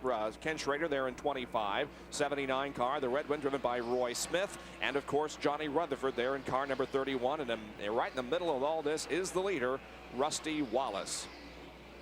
Wallace will be first, and Ricky Rudd now goes to second once again. Bill Elliott third, Mike Alexander fourth, and Dale Earnhardt is in 5th position. So Earnhardt did indeed get back that lap, and he now finds himself in a very good position as we have a car smoking down in turn number 1, and that's Neil Bonnet in car number 75. We see some smoke coming from that car, and it may be all over for Neil Bonnet. It also may necessitate a yellow. I don't know whether he laid down any oil or water on the racetrack, but the NASCAR officials will be looking at that situation closely. There's no indication right now that we will have a yellow. Neil Bonnet is going very slowly, however, in turn 3. Well, he could be out of gas. I don't know, Bob, what the situation is with him. Richard Petty is back out on the racetrack still smoking. And Bill Elliott in the pits. I was about to mention that he's due for a pit stop. Earnhardt will be due for one before too long. And here is Elliott getting a right side tire change. NASCAR officials are watching turn number 4 to see if Neil Bonnet is able to make it around to the pits, and indeed he does, so there will be no caution flag. Bill Elliott's pit stop will be under green. They've completed the tire change on the right side. They have the car filled up with fuel, and away he goes back in competition. Now, we mentioned that Richard Petty is also back in the race, although that car is smoking rather badly. And he is not back in the race. He is in the pit area once again. So obviously there's something major wrong with the 43 car of Richard Petty as we watch him come into the pit area right now pitting ahead of Neil Bonnet. Well, he was in for a while. They had the hood up on the car. There was a lot of smoke coming from it. They thought they maybe had found what the problem is, but you can see now he's going to swing out, take it behind pit wall. They'll continue to work on it. He's fighting desperately to stay in the top 20 in the Western Cup point standings. Neil Bonnet is still in the pit stop, in the pits as well. They're pushing his car off. I think he ran out of gas. I really think the car number 75 ran out of gas, coasted around, and now they can't get the car fired as they push it down pit road. Finally, it does take hold, but Neil Bonnet has lost a lot of time with this pit stop. I think that smoke or whatever I saw down in turn number 1 was just the fact that he was down on the inside of the racetrack and kicking up a little bit of dust. I think that was the quick dry that had been put down from a blown engine that was down on the inside of the track, and he pulled out of the line of traffic and got his wheels down in that as we see the leader, Rusty Wallace, moving around the car number 2, one of the rookie drivers, Ernie Irvan. So Rusty Wallace in number 27 is the leader once again, and he is trying to lead the majority of laps this afternoon. That will give him 5 additional bonus points in Winston Cup competition. And there's an important lap coming up here before too long, Bob. The 156th lap will be the halfway mark, and Gillette will pay $10,000 to the leader of that lap. And Larry McReynolds, the crew chief for Ricky Rudd, has told him to turn up the wick, try to get up there and challenge Rusty Wallace and take that lead and try to get that $10,000. So there's Wallace right behind Mark Martin in car number 6. And let's go to Dr. Jerry Punch, who's with Richard Petty. Jerry? Well, he's behind the wall, still sitting in the STP Pontiac. Richard, what's the problem? I don't know. We know they'd fix it, but That's what they're trying to do now is find it. Just started smoking. I don't know where it's a valve cover or what it is. It just started smoking, kept getting worse, so we had to stop. Well, a lot of smoke out of the STP Pontiac in the 7th time. Winston Cup champion will not win it today. Will not get win number 201. As you see Dale Inman and the crew beneath this car trying to determine where the oil leak actually is. So they continue to work here as the laps click away.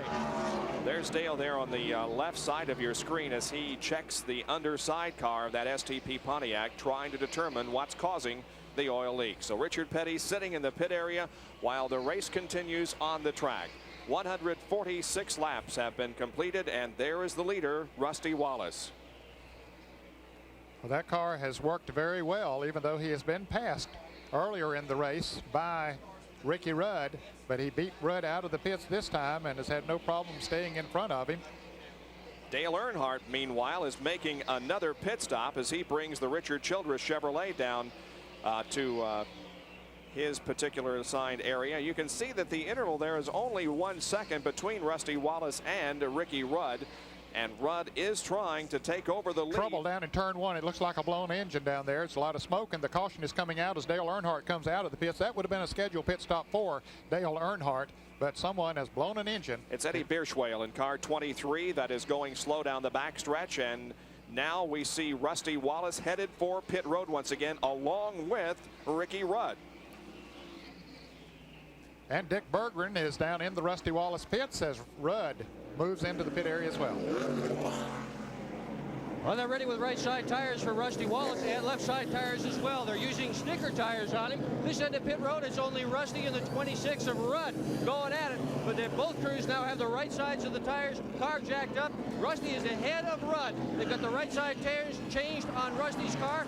Rudd's now just starting the left side tires. Rusty with an advantage. They're all watching down pit road while they work, but Rusty's going to beat him. Rusty's going to, oh no! Rudd's advantageous position further down pit road. Even though Rusty's guys finished first, Rudd will enter the racetrack ahead of him. Well, it's an interesting situation there when they're forced to stop by the NASCAR official down there. They were ready to charge back onto the racetrack, but both had to stop. Ricky Rudd did indeed lead Rusty Wallace out of the pit area as we are under our 6th caution period of the afternoon because of a blown engine on the Eddie Bierschwale car. Back in a moment. Back at Phoenix International Raceway, the Checker 500 from Phoenix International, located about 25 miles to the southwest of downtown Phoenix, Arizona. Rusty Wallace lost the race out of the pit area to Ricky Rudd. Let's try to reach Rusty on the radio here. Rusty, this is Bob Jenkins. You got a copy? Bob, go ahead. Rusty, how are things going? You appear to be in pretty good shape. Is the car working for you well? Everything's just real good. It's just a series of pit stops and everything, kind of get everybody out of sync. But yeah, everything's just fine so far. We're just, I can't say anything's wrong. Everything's looking good today. Rusty, this situation of getting out of the pit area ahead of, in this case, Ricky Rudd, is that important at this time, or is that something you just don't worry about?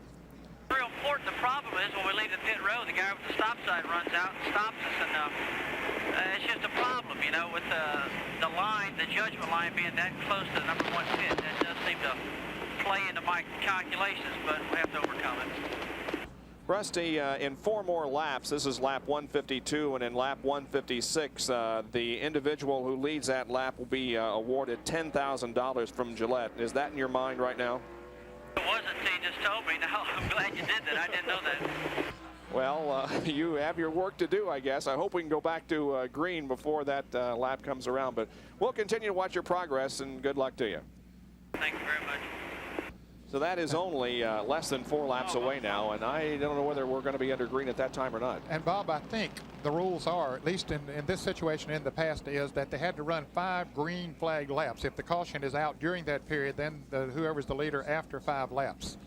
So we'll confirm that in a moment, but I'm pretty sure that's the situation. So the track crew has apparently completed its job of a cleanup of the oil or other liquid that might have been laid down by the Eddie Bierschwale car.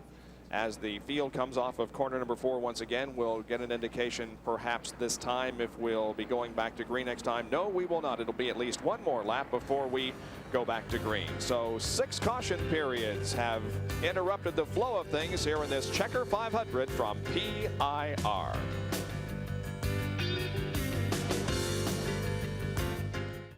The leader is Ricky Rudd, car number 26. Rusty Wallace is second in 27.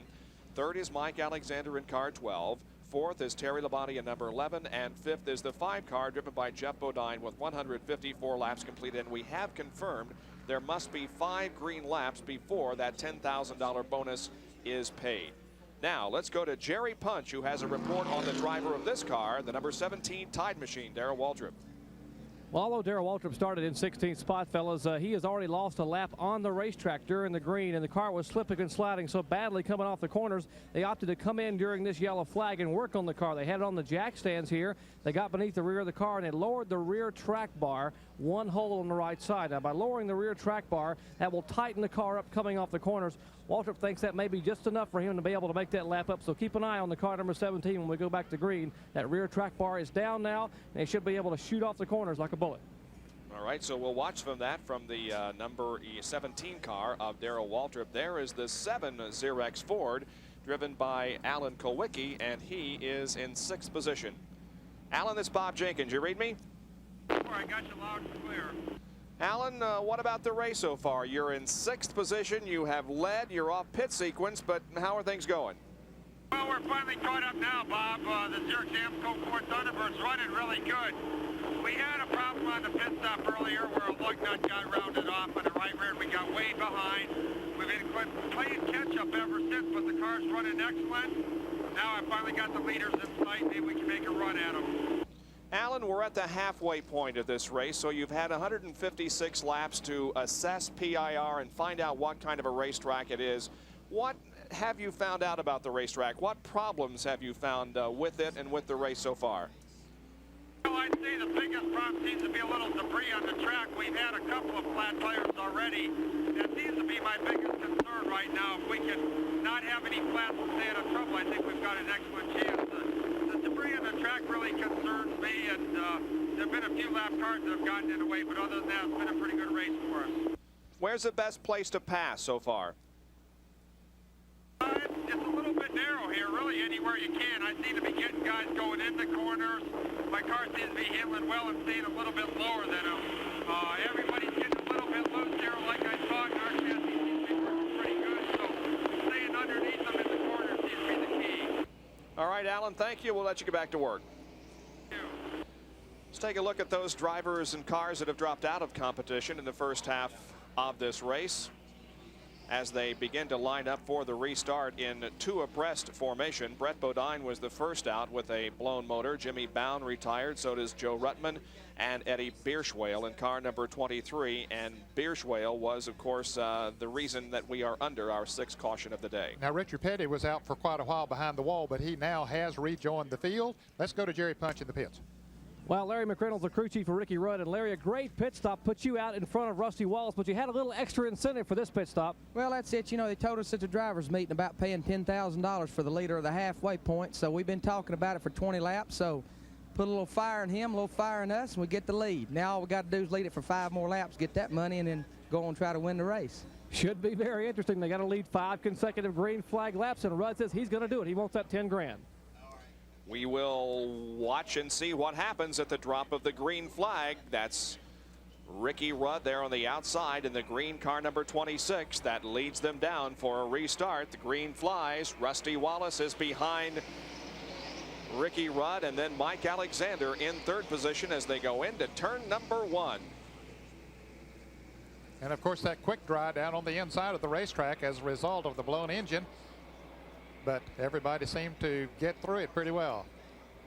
And now Ricky Rudd has opened himself up a pretty good lead over Rusty Wallace. Now Dale Earnhardt is trying to get back on the lead lap once again. Remember, he had just made a pit stop as the yellow flag was coming out, but he did go a lap down.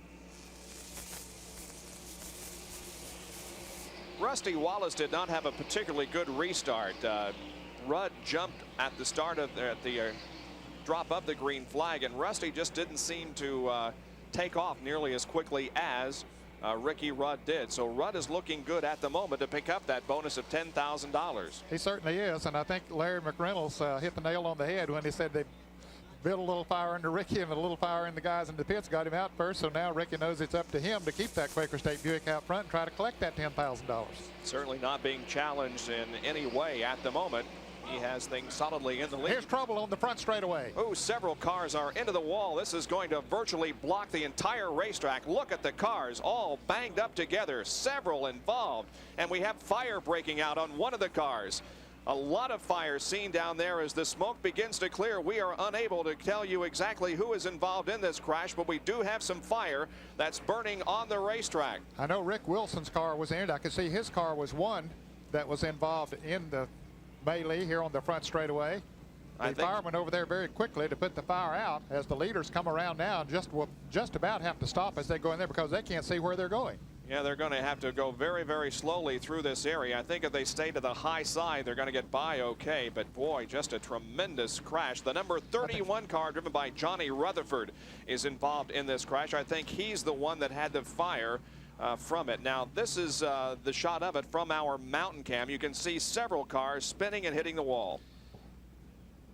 And the car number 4 of Rick Wilson is out in front. The orange car, Michael Waltrip, I believe, was involved. Rick Wilson has brought his car back around with a lot of damage done to the front end. He's on pit road right now. Richard Petty was at the back of the pack, so he comes in there and just stops. And you can see the fire break out on Johnny Rutherford's car, the Slender U, car number 31.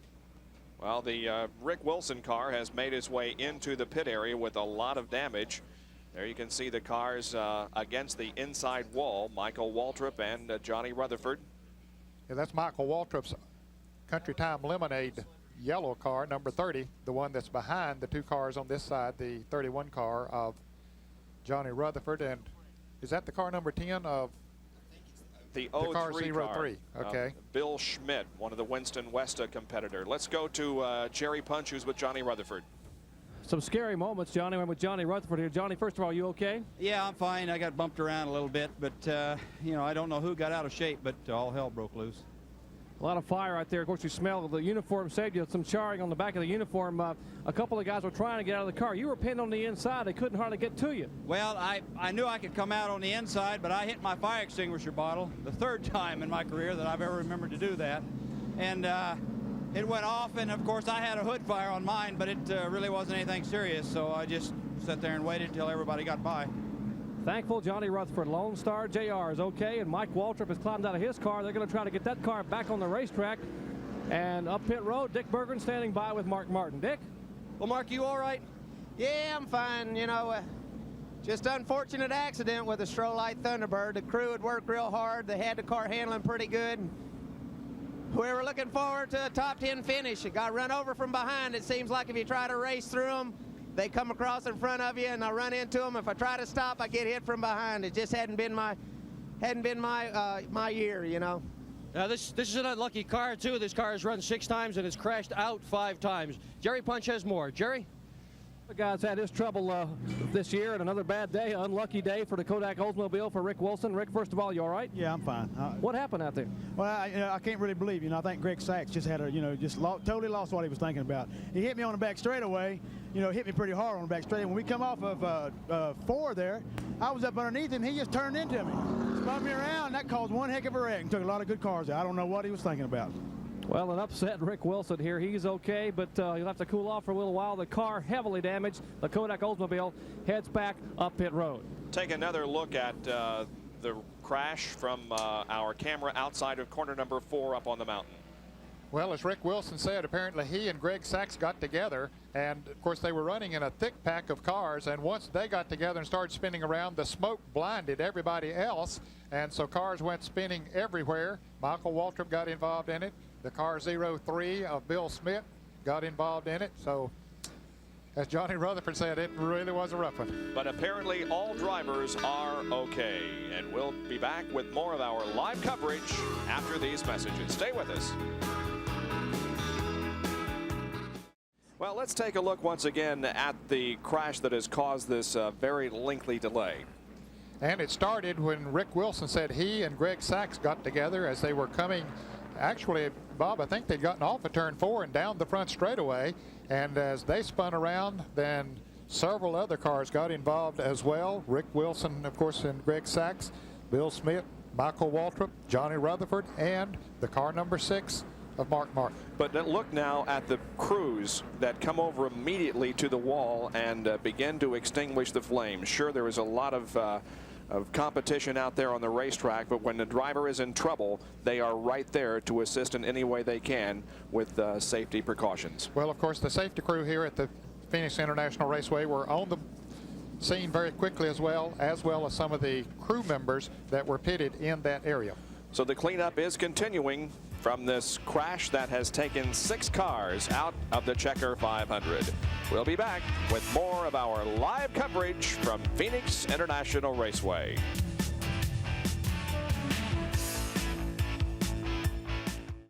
ESPN Speed World at Phoenix International Raceway this afternoon for the Checker 500 Winston Cup race. We're in the desert with the cactus and the cowboys and the horses, but that mountain over there back of turn number 4 is populated this afternoon with thousands of race fans who couldn't get a ticket for a seat, so they have chosen to watch this race from the mountain. We're 168 laps into this race, still under caution, still cleaning up this massive crash on the straightaway. No driver injuries involved in that incident. Ned? Well, Bob, let's see if we can raise Rusty Wallace again on the radio. Rusty Wallace, this is Ned Jarrett, the ESPN booth. Do you read me?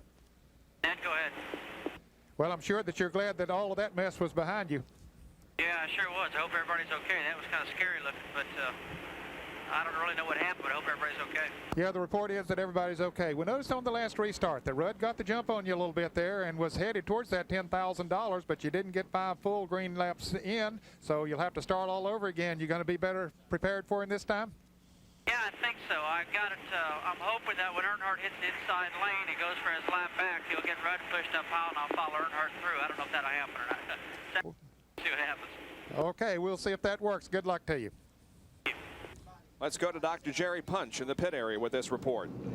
Well, what Rusty didn't tell us, Ned and Bob, is that when Barry Dotson radioed to him a few minutes ago and said, you know, the $10,000 will be after 5 consecutive green flag laps, but he said that, listen, this is the first time that Rudd and Earnhardt have been running this close together since Wilkesboro, so they warned Rusty, said, you may want the 10 grand, but if they start rubbing up there, just stay back and save the car. We want a championship more than we want $10,000. Rusty said, we'll do. I'll keep an eye on them, and if the opening's there, I'll get $10,000 and the championship. So we'll watch and see what happens.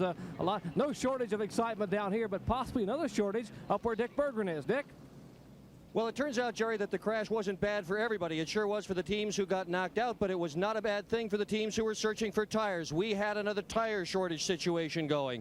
Many of the teams went running around to the cars involved in the accident even before they got this thing cleaned up. What's happened now is Earnhardt's team is searching for tires. They'd like more. Elliott's okay. Rudd would like to find a set. Rusty would like to find a set. And Waltrip's team says they are borderline. But there are still some additional tires around here. Hopefully, everybody's going to have enough to be able to get good sets for the run to the checkered flag. So the cleanup still continues from that crash, and so we will take another commercial break and return in just a moment with more of the Checker 500.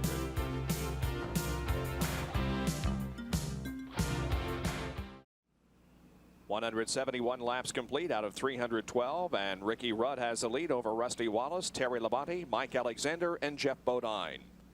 6 through 10, Alan Kulwicki, Sterling Marlin, Bill Elliott, Davey Allison, and Phil Parsons. And then 11 through 15, Benny Parsons, Bobby Hillen Jr., Harry Gant, Dale Earnhardt, and Kyle Petty. Now we'll check the cars that have been forced out of competition. And most of those that have dropped out have been because of this most recent crash. But before that, out were Brett Bodine, Jimmy Bound, Joe Ruttman, and Eddie Beerschwale. Michael Waltrip was involved in this crash, as was Rick Wilson, Mark Martin, Johnny Rutherford, Greg Sachs, and Bill Schmidt. But again, all drivers are okay. Well, Bob, of those 15 cars that we saw there, 13 of them are in the lead lap. Dale Earnhardt in 14th position is a lap down. So is Kyle Petty in 15th position. Dave Marcus is in 16th. Kenny Schrader 17th. Jim Sauter 18th. Darrell Waltrip 19th. Dale Jarrett 20th. Derek Cope 21st. The car number 69 of Trevor Boys is in 22nd position. Chad Little is 23rd. From 14th through 23rd, those cars are all 1 lap down. Neil Bonnet is 2 laps down in 24th position, and Ken Bouchard, also at 2 laps down, is in 25th position. Still no indication that we're going to go back green. They just still trying to get things sorted out after this very lengthy caution period and the accident. Now look at Michael Waltrip's car coming back out. Boy, I thought he was finished for the day, but Mike Beam, the crew chief on the Country Time Lemonade Pontiac, has he and the crew have done a lot of work on that car and have gotten him back out there, so he's going to join the fray, even though he's a number of laps down. But those laps have been under caution here since he went out of the race as a result of being involved in that accident. So you can scratch Michael Waltrip off of your out of race list because he is just about to rejoin in the Country Time Lemonade Pontiac. Well, we welcome you if you're just joining us for this Sunday afternoon of racing here at Phoenix International Raceway. It's almost 3:30 our time and almost 5:30 on the East Coast. So far today, we have had some exciting racing and a couple of incidents. The first, actually the second caution period of the day was brought about on lap number 24 when the 68 car of Derek Cope spun, and then joining him was the number 52 car driven by Jimmy Means. Then we had Dale Earnhardt and Joe Ruttman involved in an incident coming off of corner number 2. Ruttman was able to get going immediately, but Dale Earnhardt lost a lap. And then this massive crash here on the main straightaway that occurred just a few laps ago. There were 6 cars involved in this and a little bit of fire from the Johnny Rutherford car. However, all drivers got out of their cars and there were no injuries as a result of this very bad crash down at the end of the front straightaway.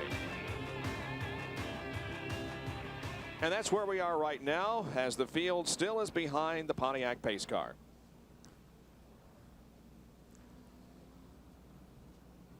One of those cars that was involved in that accident, Mark Martin, we had a note that he had debated. He had just stopped before that to top off the fuel tank, figuring he could go the rest of the way with one more pit stop, and that proved to be not good strategy as he was back there in the pack and was in that accident. Let's go to Dr. Jerry Punch on pit road.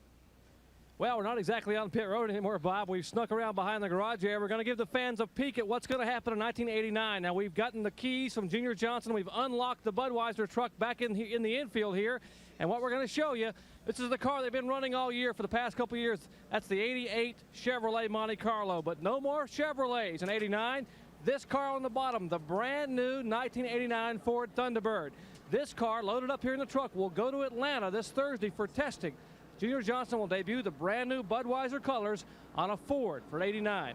And we'll give you this preview. We're going to lock it back up here very quickly. And I promised Junior I'd get the keys right back to him. A lot of folks would like to be in this truck right now with me looking over this car. So we'll lock it up. Fellas? Okay, thanks, Jerry. So that's the car that Junior Johnson will be campaigning along with Terry Labonte in the 1989 Winston Cup season. We'll be back to Phoenix in just a moment.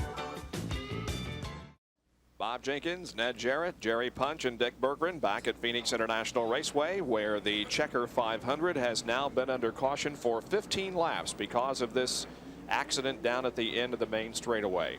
However, it looks as if, yes, indeed, Harold Kinder is going to raise his finger, indicating one more lap to go. So it has been a lengthy caution, but we're just about to go back to racing. Bill Elliott has had his ups and downs throughout the afternoon, as Elliott now is back in the top 10. He started the race in 6th position, dropped all the way back to 25th at the end of 40 laps. Then at the end of 80 laps, he had moved up to 19th and now is in 8th at the end of 175. Of course, when he dropped back to the 25th position, he made a pit stop fairly early, Bob, and made an adjustment on his Coors Ford, and that put him at the back of the pack, but he was sort of off sequence as far as pit stops were concerned for a long while, and he would get back in the pack and then come back up through. So he's driven a good race, but he has had to do a lot of battling to get back up through the pack. Now, we'll remind the fans again that 5 green flag laps, there's a $10,000 bonus for the driver who leads after they have run 5 full laps. And on the restart, it's going to be Dale Earnhardt positioned to the inside of Ricky Rudd for the second time this afternoon. Earnhardt still trying to get his lap back. He is a lap down in 14th position, but will try to get it away from Rudd as they come around for the restart. Rusty Wallace is right behind the leader, Ricky Rudd, and the number 21 car of Kyle Petty is right behind Dale Earnhardt on the inside of the racetrack. Rudd once again gets a tremendous jump coming off of corner number 4, and he just pulls away from Dale Earnhardt, so Dale is going to struggle once again to get that lap back. He and Rusty Wallace, meanwhile, are side by side as the cars come out of turn number 2. Earnhardt has his nose ahead of Rusty Wallace, and here comes Terry Labonte in car number 11 showing some strength. And he might have his eyes on $10,000. But he's got 2 cars to pass before he can get to Ricky Rudd. Earnhardt has positioned himself between first and second, Rudd and Rusty Wallace. There's 1 green lap. Wallace is going to really have to go to catch Rusty, or rather Ricky Rudd. Rudd showing that car is running very well at this stage of the race. Yeah, I think Rudd is actually pulling away from Rusty at this point. So if he can keep that kind of pace going, he'll have that $10,000. That's pretty good. Nice bonus for the halfway point. Well, it sure is. We're well past the halfway point, but remember, we were under caution just before the halfway point, and then we had this very lengthy period. So although the race is 178 laps old, we have not yet paid the $10,000 that was supposed to have gone to the individual who led at the halfway mark. Now Terry Labonte challenges Rusty Wallace for second position. Labonte is showing some strength that we haven't seen today. He's been up in the top 10 most of the day, but he can't find a place to move around Rusty Wallace. He looked on the outside, that didn't work, and then tried to look on the inside, but that didn't work either. Terry Labonte in the number 11 Budweiser sponsored Chevrolet, and Rusty Wallace in the number 27 Pontiac sponsored by Kodiak. And there they are, battling for position out of turn number 2 through the dogleg. 3 green laps have been completed. This will complete 4 for Ricky Rudd. As you can see, he is stretching out the advantage over Wallace and Labonte.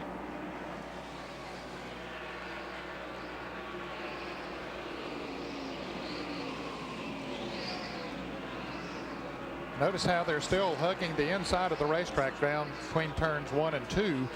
Some of the cars before this lengthy caution had moved up in the groove there, Bob, but these cars now with new tires on them are running very low down on the inside of the racetrack. Okay, here comes the $10,000 for Ricky Rudd, and he is going to win it rather easily. He crosses the stripe, and there it is.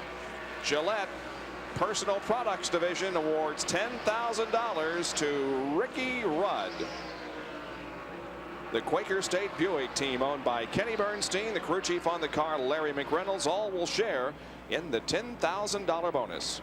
Ricky has 1 victory so far this year on the Winston Cup circuit. He won the Budweiser at the Glen back in August, has come awfully close in several races recently, but just hasn't been able to put it all together to get the checkered flag first, but doing a good job here today.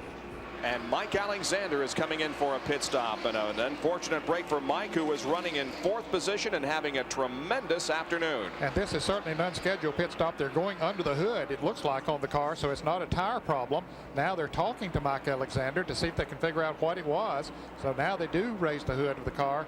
Very unfortunate for a young man that had driven a tremendous race here this afternoon. Watching this battle for second position still with Wallace in 27 and Labonte in number 11, and now watch Geoff Bodine in the yellow and white car number 5 stick his nose into things and make it a 3-car battle for second spot.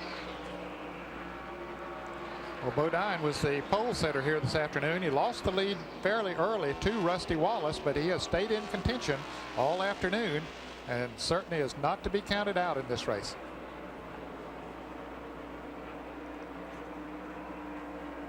Things have settled down here just a little bit now in this battle for second. That was a side-by-side affair a little while ago, but now Wallace is in second, followed by Labonte and Geoff Bodine. We go inside with the Hardee's race cam once again. The car driven by Dale Jarrett, as he is involved in some traffic. Ahead of him is the number 33 car of Harry Gant. Let's follow him around.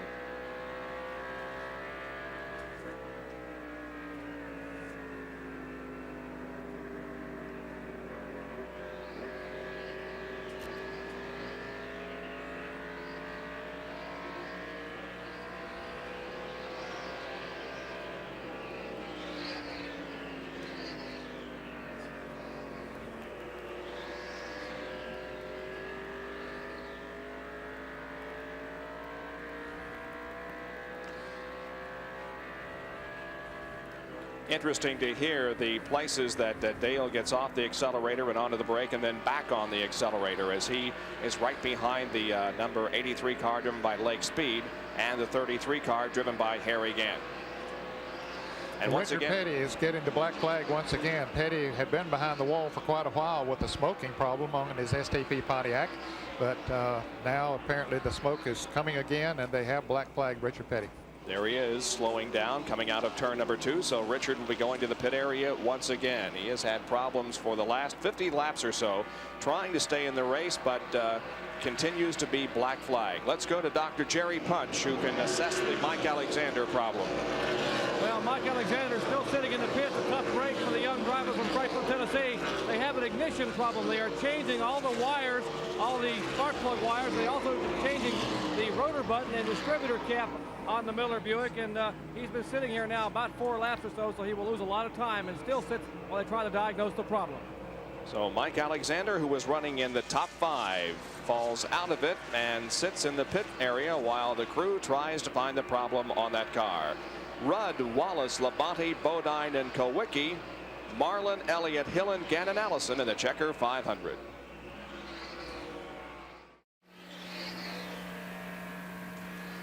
There is something wrong with the Hardee's Oldsmobile, car number 29. We are inside that car with Dale Jarrett right now, but we've seen some smoke at the end of that, at the tail of that race car in the last few laps, Ned. Yes, and he's dropped off the pace a little bit. He's still running, Bob, but running on the low side of the racetrack, and you can see that there is some smoke coming from the back of the car. Now, on the straightaway, it's not too bad, or I should say when he decelerates to go into the turn, we don't see it.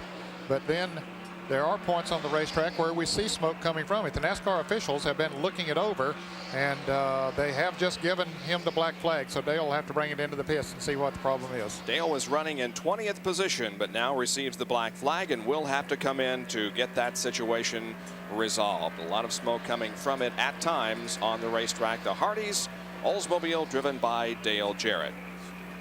Well, there's the leader, Ricky Rudd from Chesapeake, Virginia. Ricky came into this race in 11th position in the point standings, and as Ned indicated, he has won 1 contest earlier this year on the road course at Watkins Glen, but has been very close in several other races. He was 2nd in the most recent Winston Cup race at Rockingham and finished 7th at North Wilkesboro and 8th in Charlotte, so he has been in the top 10 in the past 3 Winston Cup races.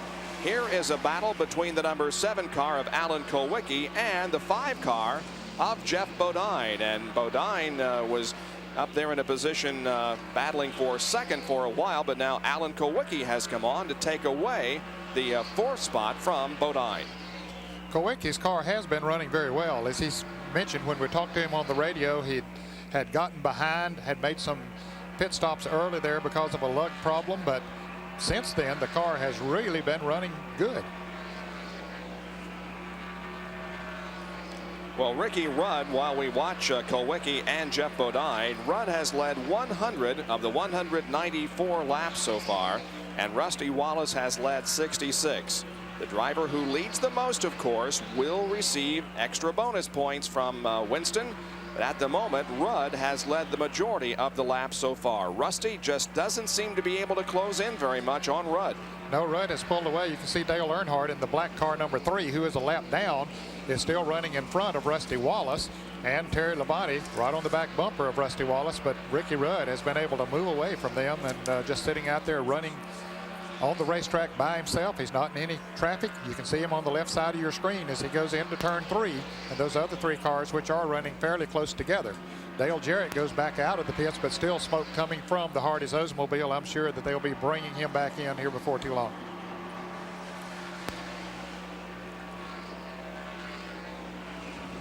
Wallace 2nd and Terry Labonte in 3rd position. The leader is Ricky Rudd. Look at the people that have gathered over there on Monument Mountain just off turn number 4. Here's Jerry Punch.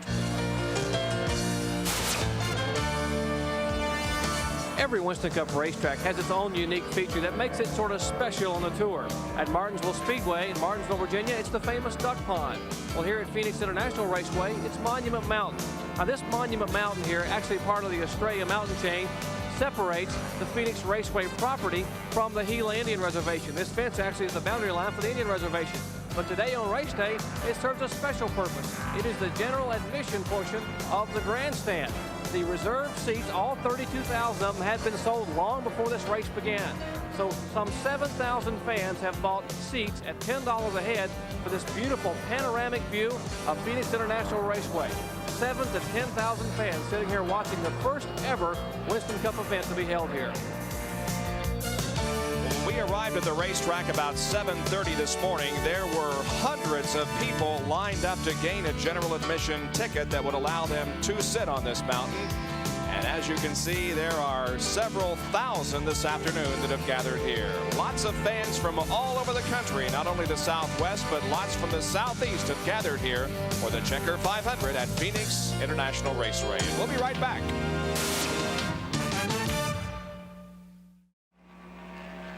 With now 109 laps to go in this 312-lap, 500-kilometer race at Phoenix International Raceway, we'll present our field summary and show you the cars that are on the racetrack. The leader of the event is Ricky Rudd in the Quaker State Buick car number 26. Now, these cars are in no particular order. This certainly isn't a first and second and third situation, but just showing you the cars that are on the track. Also out there is the number 19 car that's driven by Chad Little. And he is several laps off of the pace. As a matter of fact, 2 off the pace in 21st position.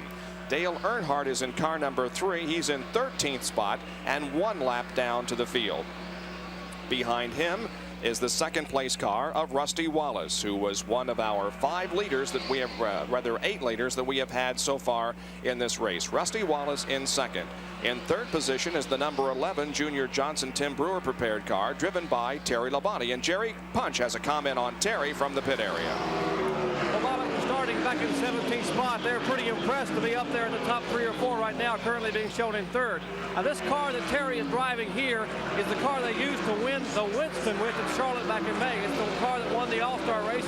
It's also the same car they used to finish third with at Rockingham. It's probably the best car they have for the mile or mile-and-a-half tracks, and they will run the same car in Atlanta in 2 weeks. All right, Labonte is in third, but look at the challenge that he's getting by the number 7 car of Alan Kowicki. He's in 4th position. It's been an uphill struggle for Alan, who got off pit sequence, but is running a very strong race in 4th position in car number 7. And looks like that Alan may challenge Terry here, although Alan has been running behind Terry for the last few laps and has not been able to pass for that position so far. Looks like they're going to fall back into a single file formation. Now Alan closes in a little bit going into turn number 3, but Labonte is successful in holding off Alan Kowicki and maintaining that third position.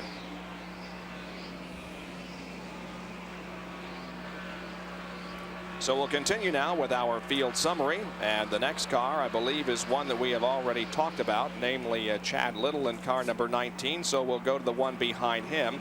That's the number 69 car that's being driven by Trevor Boyes from Calgary, Alberta, Canada. Of course, he used to be a semi-regular on the Winston Cup Series, but has not been competing as regularly in the past year or so. The number 24 car is driven by Gary Collins, who has a lot of track time here in the late model competition. And he was involved in one of our early crashes, but is still in the race. And then there's Jeff Bodine in the number 5 Levi Garrett Chevrolet, who is in 5th position. And the next car that we'll pick up would be the number 9 car driven by Bill Elliott. He is in 7th at the moment.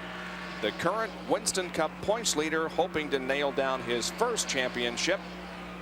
If he is not able to do so today, then he'll take the battle to Atlanta, and that is where the Winston Cup title will undoubtedly be decided. Now we go back here and check on this race for position involving the number 33 car driven by Harry Gant, the Skoal Bandit Chevrolet, and the Piedmont Airlines Oldsmobile rather. That's driven by Sterling Marlin, and this is 7th and 8th, and Gant goes into 7th position. And coming up on them is car number 8 of Bobby Hillen, who has run a very good race here this afternoon. Hillen is currently in 9th position, as Gant, Marlin, and the number 8 car of Bobby Hillen Jr. are all battling for position. Sterling Marlin, as we told you, will have Sunoco sponsorship on this car next year. Now Hillen moving to the inside of Marlin, and Bobby Hillen Jr. takes over a position. Marlin, I don't think, is real happy with the way that car has been handling. He's had his hands full practically all afternoon, although he has been able to stay in the top 10. Here's Kyle Petty in car number 21. He's shown in 15th position, a lap down to the field. And the next car in the running order would be Kenny Schrader in the Folger Chevrolet. He too is one lap down as we see him pass Dale Jarrett, who has just come back into the race after spending about 10 or 12 laps in the garage area. And racing with Ken Schrader is the car number 68, the Purelator Ford of Derek Cope. Cope is currently running in the 16th position. That is for position they're running for. Schrader's in 15th and Cope in 16th, so they're battling for position, each of them one lap down. Good side-by-side battle in the dog leg. Here comes Derek Cope side by side with Schrader, and he passes him rather easily on the inside. We'll see what, oh, they bumped there as Schrader let him know that he wasn't particularly happy with losing that position. But Cope does indeed hold on to the 15th spot. And right behind those cars comes the car number 55, I believe, of Phil Parsons. And behind him is the car number 28 of Davey Allison. And those cars should be racing for position as well. They're running for 10th and 11th. Phil Parsons running 10th and Davey Allison running in 11th, still in the lead lap. So we're finding several battles for position, and here is another one. Second, third, and fourth here. Look at Alan Kowicki showing his muscle, battling alongside Rusty Wallace, and I believe that Alan is going to go into second spot. And this is not good news for Rusty Wallace. Every position that he loses, and he's lost two here just in a matter of feet, every position he loses means fewer valuable Winston Cup points. Well, he just lost 10 points right then. However, you know, that depends on what happens at the end of the race. That doesn't mean that those points are taken away from him, but 2 positions when they're running in the top 5 is 10 points. We have a car that's smoking badly in turn number 3 after having apparently expired an engine. That's the 89 car driven by Jim Sauter from Necedah, Wisconsin, the Evinrude Pontiac. Now, Jim, of course, was a very good qualifier, starting the race from 5th position, but it looks like that his afternoon is over as he pulls behind the wall, and Jim Sauter will drop out of competition. Back to the leader, meanwhile, it is Ricky Rudd in car number 26. So we've completed 216 laps, and we're now less than 100 from the end of this inaugural Checker 500 at Phoenix.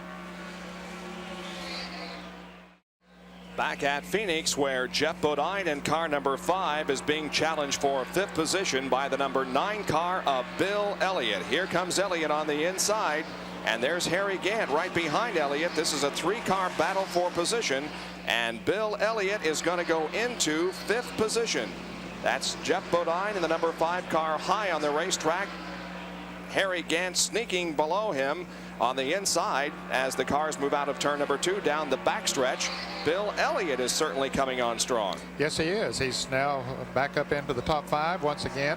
Gant now trying it on the high side. He didn't make the pass on the low side, but looks like he's going to be able to make it on the outside of Jeff Bodine.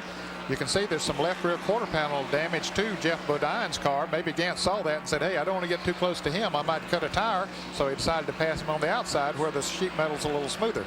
Very strong race for Harry Gant so far this afternoon. His year has not been all that impressive, dropping out of several races. However, he did finish the most recent Winston Cup race at Rockingham, where he finished 7th.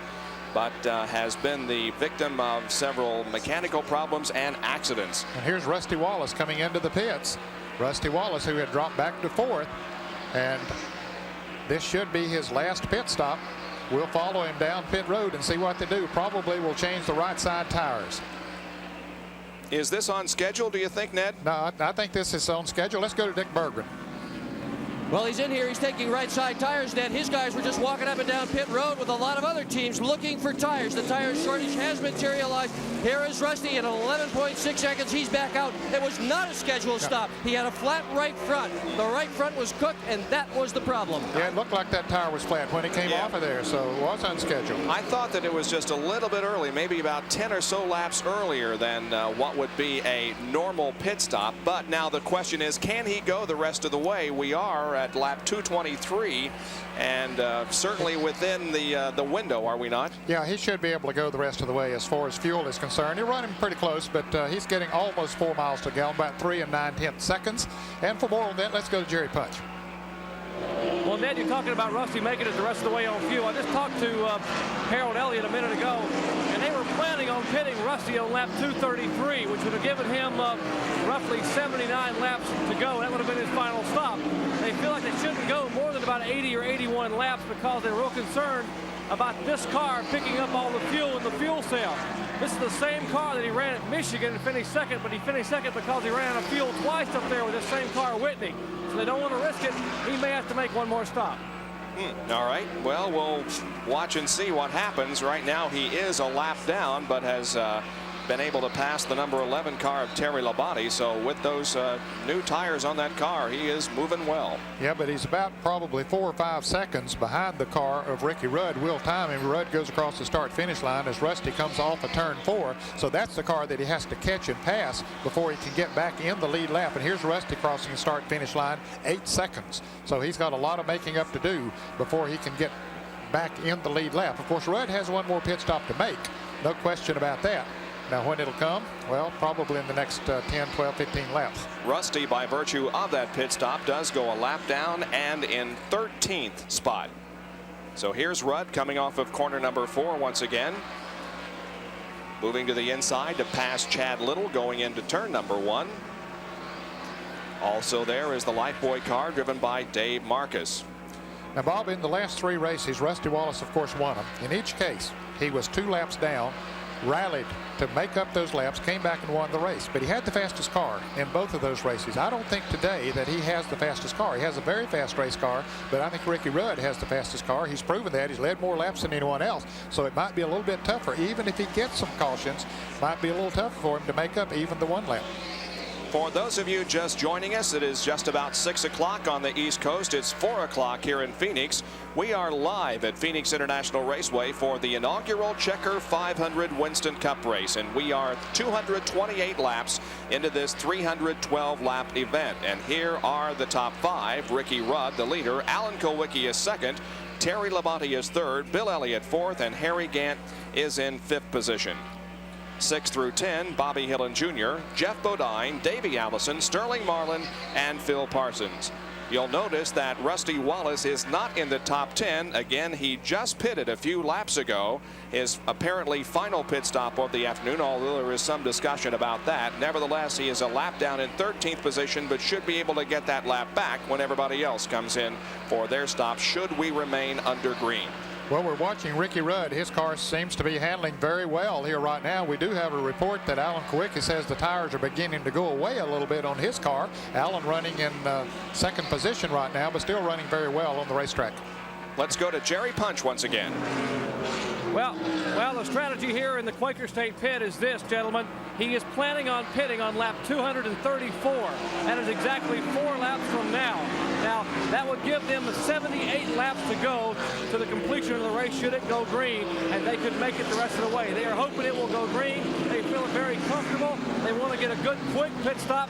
Larry McReynolds said the Big Q better stand for quick today because we want a good stop with no mistakes, and we will get this race in the books as our win. So lapping and pitting here in 3 laps now will be Ricky Rudd.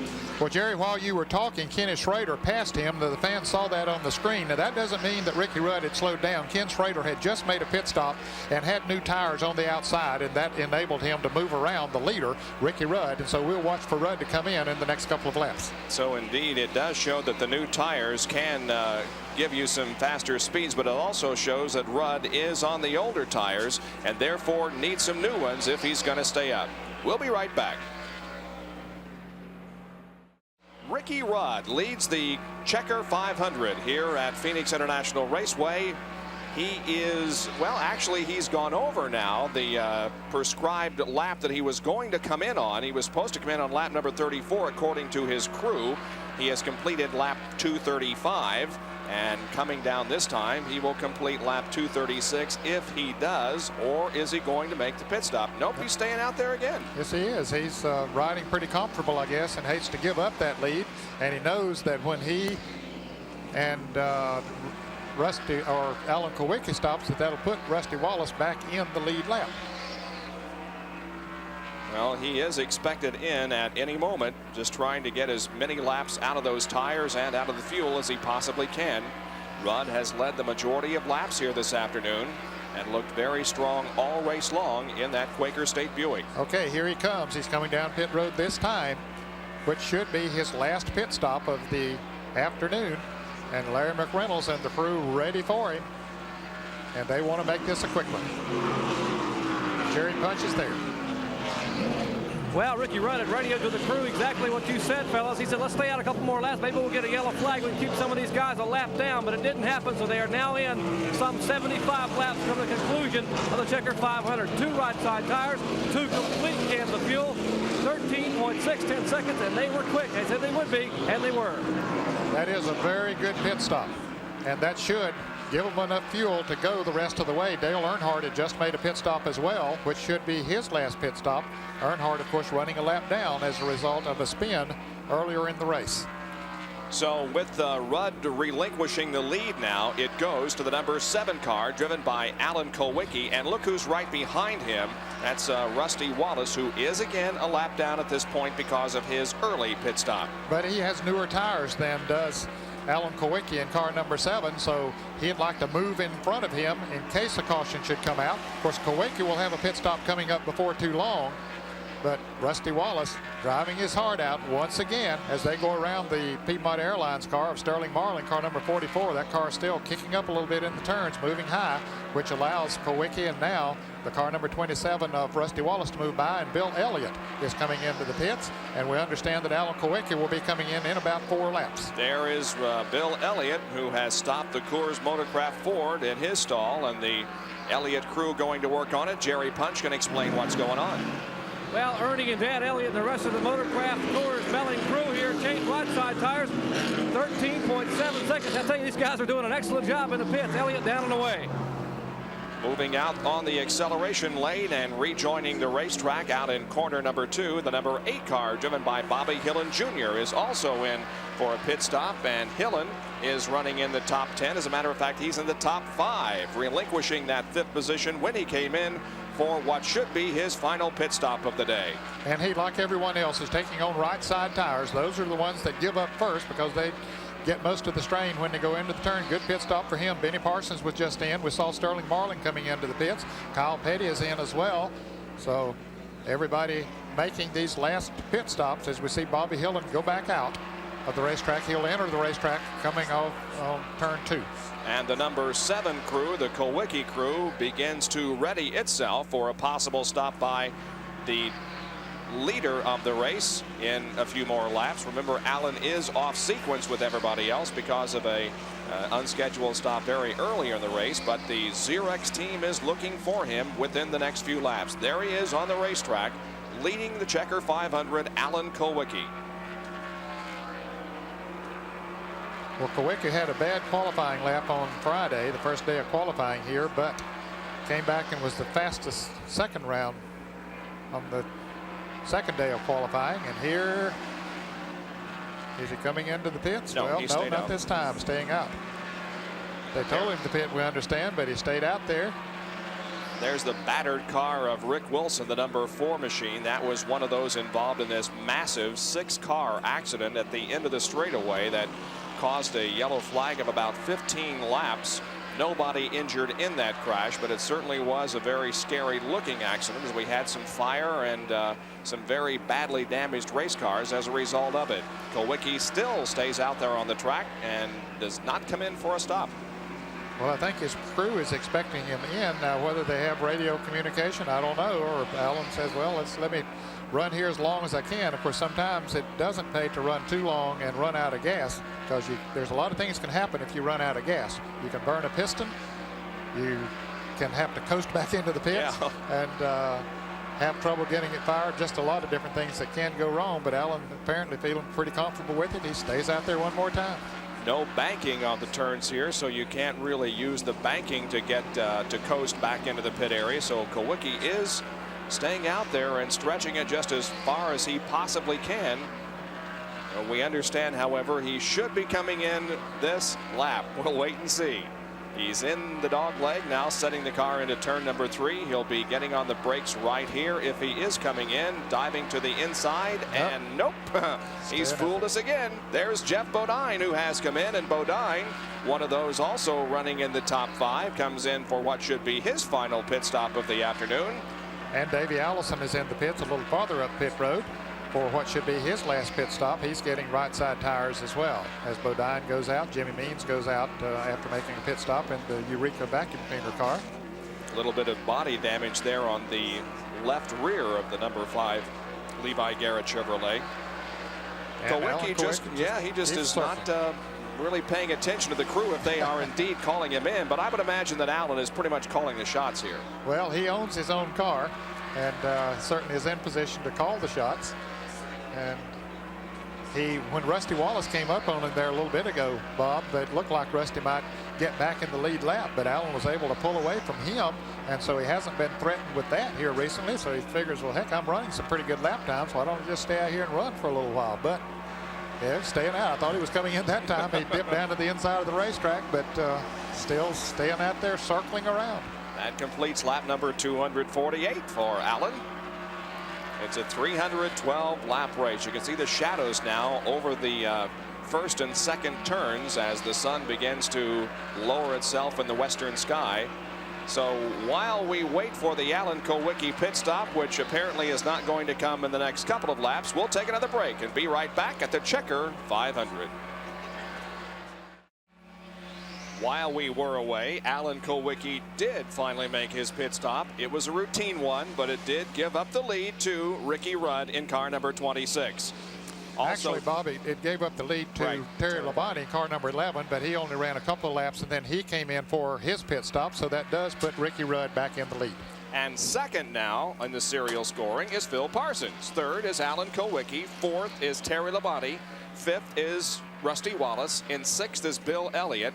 Seventh is Bobby Hillin Jr. And in eighth position is Harry Gant. So we're set up now for the end of the race, as everybody should have enough fuel to go the distance. These cars are here for the very first time. After a few laps, we asked Rudd, does this track remind you of any other that you have ever run on?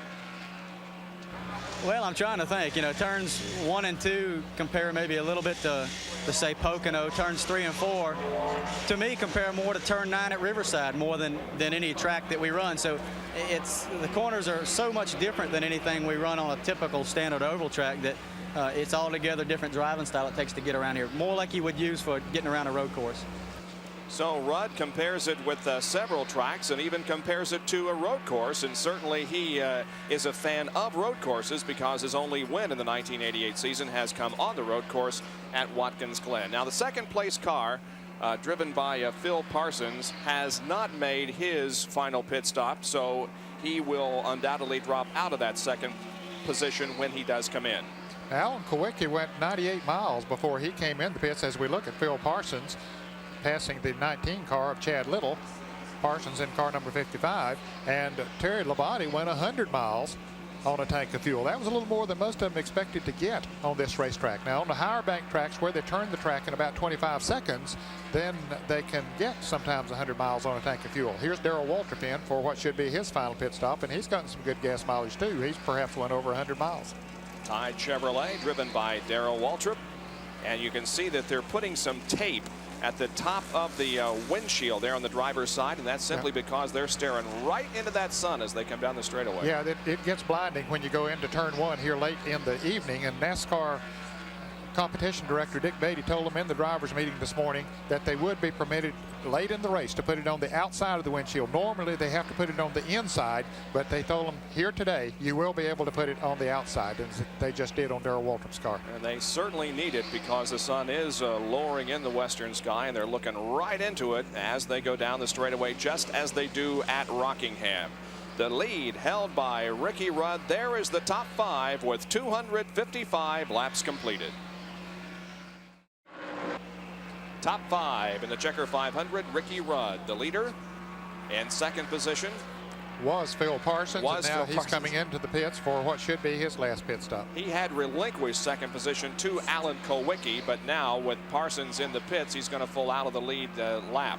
Phil Parsons in for his final pit stop as they go to work on the right side of that car. The fuel going in the left rear. Tires are on. Car's full of fuel. There goes Phil Parsons out. Neil Bonnet had positioned himself just ahead of Phil, also making a pit stop. And as we see Phil going back out onto the racetrack, Neil Bonnet also gets that car rolling, although it's very slowly down pit lane, and he too will go back into the race. Phil a little bit slow getting up to speed back there, but it takes a little while now. He gets it to going again. Now Rusty Wallace has moved back into the top 5 as a result of all of these pit stops. We're not sure though if he'll be able to go the rest of the way. How about it, Dick Berggren?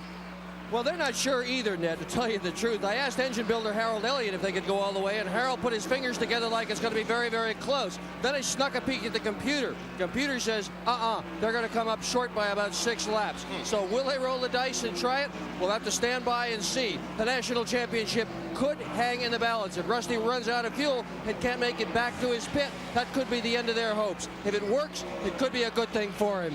Jerry, what do you think? Well, they are concerned up here in the Kodiak pits, and they are pitting right beside the Z-Rex pits of Alan Kulwicki, and they are very, very happy here in the Z-Rex pits. And the reason, not only is Alan running well, but you know, all the pit stops they had early in the race, all the trouble they had with the cut right front tire and the lug nut problems, and they are now running second in the field. A panel of experts at every Winston Cup race will pick a mechanic of the race, an outstanding performance by a crew chief, and they have picked Paul Andrews, 31-year-old crew chief for Alan Kulwicki, as the TRW mechanic of the race. His first time ever to win that, and I tell you, it's great because they only have about 3 or 4 full-time employees, and Alan Kulwicki's got to be awfully proud of this young man. An honor well-deserved on the Kulwicki team. Right now, Ricky Rudd is running about 8 seconds ahead of Alan Kulwicki, who is running in second position. And Bob, for the last 5 or so laps, that hasn't changed too much. Now, Rusty Wallace is running 4th and Bill Elliott is running 5th, so we undoubtedly, if they continue to be the way they are right now, will not have a decision on who's the Winston Cup champion this year. 45 more laps to go in the Checker 500 here at Phoenix International Raceway, and what's been a tremendous weekend of activity here at the racetrack, with thousands of people turning out for this race. We had a good crowd on hand yesterday for the Southwest Tour race that we'll have later this week here on ESPN, a race that was won by Jim Thurkettle. The race here this afternoon being led by Ricky Rudd. Second is Alan Kulwicki. Third is Terry Labonte. Fourth is Bill Elliott. And in fifth, rather fourth is Rusty Wallace, and Bill Elliott is in 5th spot. Ricky Rudd looking for his 2nd win of the 1988 season. This was his 322nd career start. And as far as career wins are concerned, he has won 9 Winston Cup events. Moving to the inside and passing the number 52 car, driven by Jimmy Means. And from our mountain cam outside of turn number 4, we have a panorama overall view of this 1-mile D-shaped oval here at Phoenix as Rudd goes into turn number 3. He's still maintaining about a 7 9/10 second lead over Alan Kulwicki, who is running in the 2nd position. We'll check him again this time as he goes across the start-finish line, and Kulwicki coming off of turn 4. Kulwicki has been in some traffic recently. He's coming up on Darrell Waltrip now, and he's still about 7 8/10 seconds behind Ricky Rudd. Rick Wilson was involved in this crash down on the main straightaway. However, it did not stop him from competing in this race. He took the front end off the car, but he's still out there on the racetrack picking up some Winston Cup points. Dick? Bob, that wins my vote as the most bashed up car to return to Winston Cup racing in 1988. The whole front end of that thing was torn out from the crash. The radiator was way back into the engine. The fan was gone. Front end components were gone. These guys have done an incredible job getting this car back onto the racetrack. You can see a little piece of pipe on the front. That's what used to be the front bumper. That's all pushed in. Almost everything from the firewall forward is crooked, twisted, but he's out here running it well over 100 miles an hour. It's a tribute to both the crew and Wilson. This is the never give up, we never quit attitude we've seen in Winston Cup racing in 1988, and it's very, very refreshing. Well, Dick, there's a group of drivers back there that are battling to stay in the top 20 in the Winston Cup point standings. 20th place in New York on December the 2nd will pay $20,000 in point money.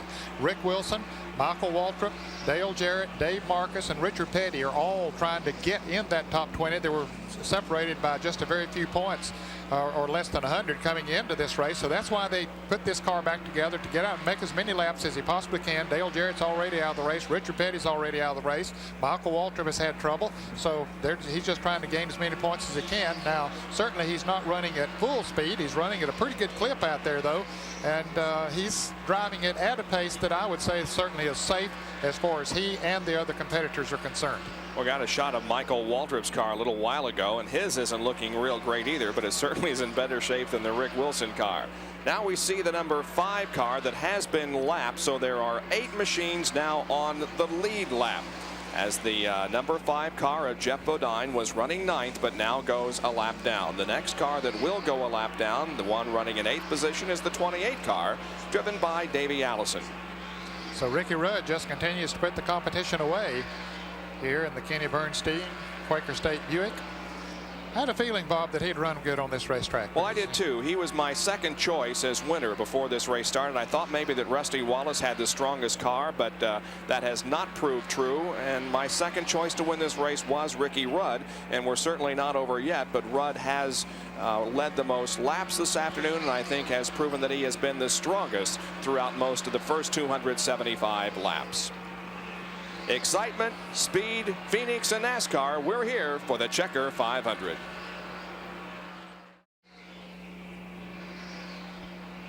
Back at Phoenix, where Ricky Rudd continues to set the pace. And again, we remind you that toward the end of the race, in just a few more laps, as a matter of fact, we'll be announcing the Goodyear Eagle driver of the race. And Goodyear will be giving $1,000 to the Winston Cup Racing Wives Association in that driver's name. Bill Elliott is in 5th position, while Rusty Wallace is in 4th spot. So if the race were to end right now, the way they stand, Rusty Wallace would gain 10 points on Bill Elliott in the battle for the Winston Cup, because Rusty has picked up 5 points for leading a lap today, whereas Bill Elliott has not led. And he would also get 5 points for finishing 1 position ahead of Bill Elliott, and so Rusty would pick up 10 points, and they would be separated by 69 as they go into the final event of the year at Atlanta in 2 weeks' time. Well, Bill Elliott again has been a model of consistency here today, Bob. He's running in the top 5 in 5th position at the moment, and we mentioned at the top of the show that he has, in the last 15 races, has finished in the top 10. In fact, I think we'll go way back into 1987 since he's had a mechanical problem that has put him out of a race. He did have a crash in the first race at Atlanta back in March of this year, but he has not fallen out of a race since a race at Pocono last year with mechanical problems. So he's just driven very nicely and smoothly here today, kept the car in contention, now running in the 5th position. Harry Gant running in 6th, not too far behind him. You can see Gant coming into the picture back there. Well, Jerry Punch is down in the pit area to talk with Ernie Elliott. Well, gentlemen, you said it was a long time ago. In fact, it was at Pocono last year. They had their last mechanical failure. And I'm with Ernie Elliott. Ernie, again, you guys are a model of consistency. You've been consistently running well throughout the year. And here today, a good, strong top 5 right now. If the race were to finish right now, you would only lose 10 points. How's the car running? How does Bill feel? Well, you know, right now he's just trying to hang on. And the car's been a little bit loose all day, and we just not got it adjusted in. And we lost some, we lost a lot of time early because of a cut tire, and we've just never been able to make it up. Ernie Elliott here directing the effort for the Coors Melling team. They had that early pit stop and they got back in traffic and they almost got lapped. They were within 2 seconds of being lapped by then leader Rusty Wallace. So that proved that they escaped that one. And here they are just running in the top 5, trying to finish the second 500. If they do go to Atlanta separated by 69 points, it's going to take a very strong finishing position by Rusty and a very poor finishing position by Bill Elliott in order for Rusty to win the Winston Cup. Yeah, the statisticians will figure that out, but you're right. It would be a lot of positions that would have to be made up by Rusty Wallace, and Bill Elliott would simply have to have trouble for that to happen. So it appears as if we will go to the final race of the year in Atlanta before we will decide who wins the Winston Cup in 1988. Well, Ricky Rudd continues to lead as we watch Bill Elliott continue to circle the track, and we put the clock on him again. Here's Alan Kulwicki crossing the finish line. Now, he's gained some. The last time we clocked him, he was about 7 8/10 seconds behind. Now he's only 6 6/10 seconds behind. So Alan Kulwicki has picked up about 2 seconds on Ricky Rudd. Second position is Kulwicki, third Labonte, fourth is Wallace, and fifth is Bill Elliott. And we are 285, make that 286 laps that have now been completed. In the 6th position is Harry Gant in the Skoal Bandit car, and in 7th is Davey Allison. Now those are the only 7 cars on the lead lap. Ricky Rudd is about 100 yards behind Davey Allison from putting him a lap down, but Allison has been able to maintain that position or that distance between he and Rudd for the last 10 or 15 laps. So we see Rudd, Kulwicki, Labonte, Wallace, and Elliott running in the top 5, and Gant, Allison, Hillen, Bodine, and Parsons in the second 5. We are back at Phoenix and in the closing laps of this 300-kilometer race. And for those of you who tuned in to see the Barber Stop race from Del Mar, California, unfortunately we will not be able to present that at this time while we finish up this race and prepare for NFL prime time. We understand that there may be an overheating problem developing on the Quaker State Buick car number 26, driven by Rudd, who leads this race. Now, that's what we hear. And he's only got 21 more laps to go before the end, so that remains to be seen. However, we have made our determination, and in our opinion, the Goodyear Eagle driver of the race is Alan Kulwicki.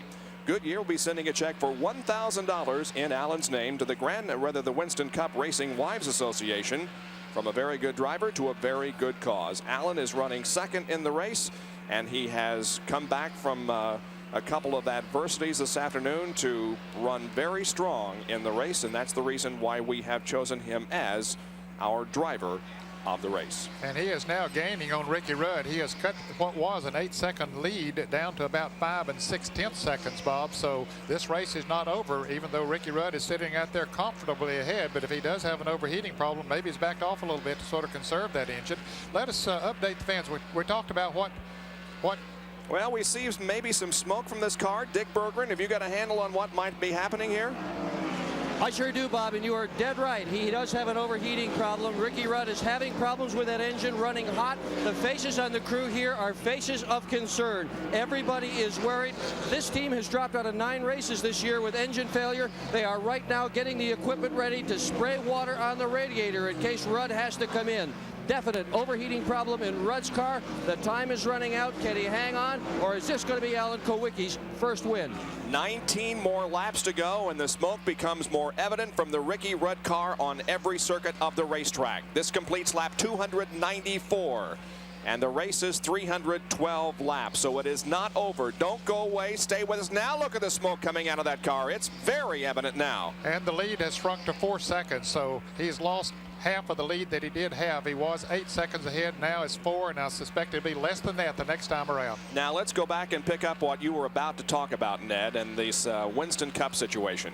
Okay, if Rusty Wallace should win at Atlanta, if they wind up the way they're running here today, which is in 4th, Wallace is in 4th place and Elliott in 5th place, and to go to Atlanta with a 69-point lead, Bill Elliott would only have to finish 18th or better, even if Rusty Wallace wins the race down there. Our statistician, Ken Martin, has figured that out for us. And it would also mean the elimination of Dale Earnhardt from a possible Winston Cup championship. Yeah, the way things stand here today, the way they're running on the racetrack at this point with not too many laps left, Dale Earnhardt has been eliminated as far as any chance of winning the championship this year. He is running in 12th position at the moment, and he certainly received a major setback when he had that incident with Joe Ruttman early in the race, in which the two spun off of corner number 2, and Earnhardt lost a lap at that time, and it's just been a very disappointing race for him since that time. Ricky Rudd is trying to stay on the lead, and there is the sentiment of the Alan Kulwicki crew as they are hoping that and Rudd is slowing down. This is it. Rudd is slowing down. He's coming into the pits. Obviously something has gone wrong with that car. As we indicated, overheating may be the problem in any case. Here comes Ricky Rudd into the pits with 16 laps to go, and let's go to Dick Berggren. No, he's not. They are ready for him. They're ready with the water hose, but they're not going to have to use it. He's turned back into the garage. His day is over. Unbelievable situation again for Ricky Rudd, who once again comes close but does not win the race. And now Alan Kulwicki is set up for his first ever Winston Cup Series win. Well, Alan has run a very, very strong race here today, starting in the 21st position, dropped all the way back at the tail end of the pack early in the race when he had some tire problems, cut a couple of tires down. Then they had a lug nut problem, got all of that squared away, and has driven his heart out, and now leading the race. So Alan Kulwicki could be in victory lane for the first time in his Winston Cup career. We have had 13 different winners in the Winston Cup competition in 1988, tying the record that was set in 1986. If Alan should take the checkered flag this afternoon, we would break that record, meaning there have been 14 different winners on the series this year. Alan Kulwicki from Greenfield, Wisconsin. This was his 85th Winston Cup start. His best finish has been a second on 2 different occasions, including one this year at Darlington. He now has a 14-second lead over Terry Labonte, who is running in second position. So he has an even bigger lead than Ricky Rudd had on Kulwicki before Rudd started having his problems. And there are 13 more laps to go. 299 are complete. So he could lose a second a lap and still win the race. What a story this is going to be, and what a celebration this is going to be for Alan Kulwicki.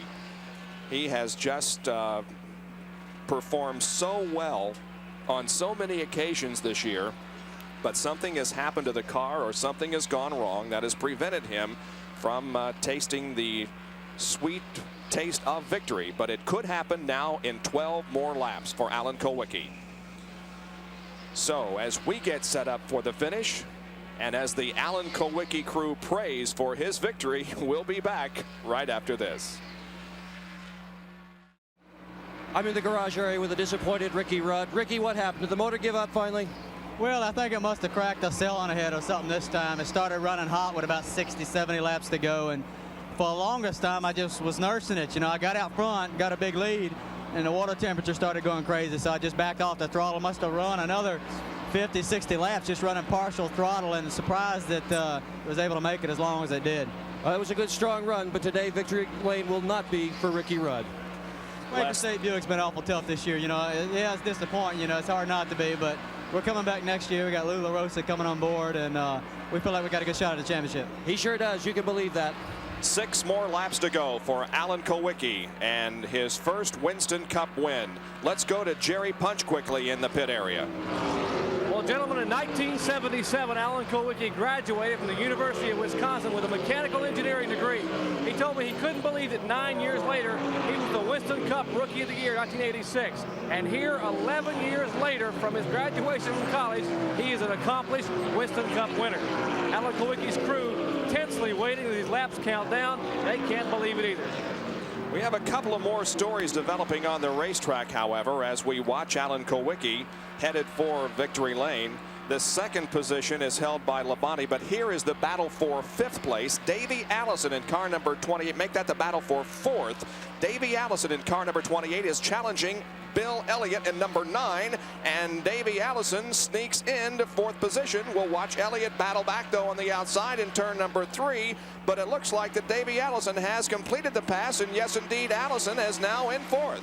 And that'll take 5 more points away from Bill Elliott, so that could reduce it down to 64 after this race if it stays the way it is right now with Rusty Wallace running in the 3rd position. And running in 9th position and looking for his best finish of the 1988 season is a guy who qualified rather well and has been very consistent, Benny Parsons. And here comes Rusty Wallace in for a pit stop. This is quite a development here. Yeah, but they were concerned about the fuel, and Jerry apparently they didn't have enough to go the rest of the way. So no, they didn't, man. They just came down pit road just a minute ago. And Rusty said the fuel pressure gauge fluctuated. He had to come in. They were going to try to roll the dice, and they came up short. He had a 6-second pit stop for a dash of fuel. Okay, so now that scrambles the point situation a little bit different. That'll probably put Rusty Wallace behind Bill Elliott. We'll see how they stack up on the racetrack as the leader. Alan Kulwicki almost bumps into Rusty Wallace, about to put him a lap down.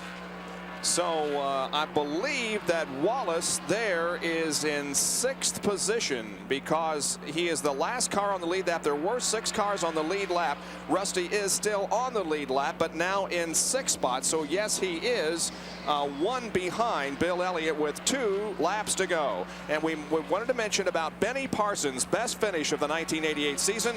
He is running in 9th position, and there he is. Nice performance this afternoon by Benny Parsons. But all of the eyes here at Phoenix International Raceway are on the leader, Alan Kulwicki. Here he comes off of corner number 4, and Harold Kinder has the white flag in hand. There it is, displayed to Alan Kulwicki, who'll probably take no chances and may just let Rusty Wallace stay right there. He'll take no chances of becoming involved in any kind of an incident as he is on his last lap now with about a half mile to go before his first Winston Cup victory ever. And it comes at Phoenix International Raceway in the inaugural event here. Alan Kulwicki from Greenfield, Wisconsin, in his 85th start on the Winston Cup Series. Here he comes out of corner number 4. Rusty Wallace a little bit loose coming off here. They're going to cross the line just about side by side, but it is Alan Kulwicki winning the inaugural Checker 500 from Phoenix International Raceway. And what a drive he has made here this afternoon. As they were crossing the start-finish line, Harry Gant apparently ran out of gas. Let's try to contact Alan on the radio. Alan, you with us? Yeah, just before I race you. Congratulations, you did it. Yeah, thank you. It's great. I'm so happy I can just find it. The guys and the crew worked hard all year for this. We had our problems early, but we came back, and I'd like to thank my sponsors, Xerox, Amoco, and Winter Ford. Say hi to my dad, who's been coming to all my races. He finally missed one, and it happened to be their one I won, but I hope there'll be more. Alan, we'll talk to you further in Victory Lane. Just wanted to get your early congratulations in here on a very, very fine afternoon for you. And more, thank you. So we'll talk with Alan Kulwicki in Victory Lane in just a moment. He's won the Checker 500 here at Phoenix. The Checker 500 at Phoenix International Raceway has been brought to you by Goodyear Eagle Tires. Goodyear, because there really is a difference. By Purolator, the first name in filters. For Pure Oil now and Pure Oil later, it's Purolator. By Quaker State Motor Oil, the big Q stands for quality. Always has, always will.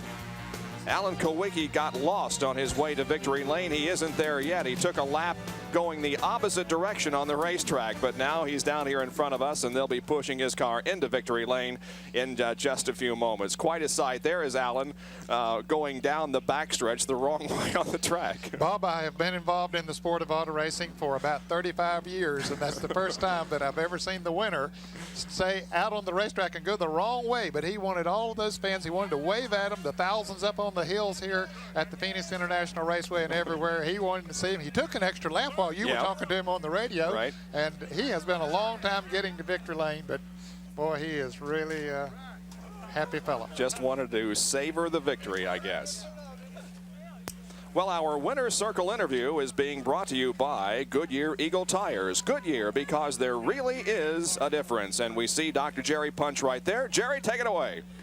Well, outstanding. Alan Kulwicki in the Xerox Ford, and he rode to victory on those Goodyear Eagles you just mentioned. And Alan, all I can say is Special K, congratulations, partner. Oh, it was a great day for us.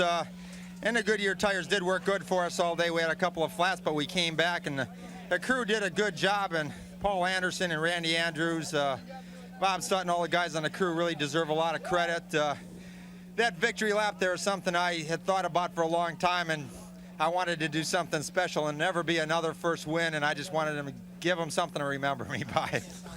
Hello, we were talking about that. The extra lap while you're talking to Bob Jenkins. You know, outstanding effort. 85th start for Alan Kulwicki. Special K now entry into the Winston next year. The All-Star race as he climbs out to a celebration.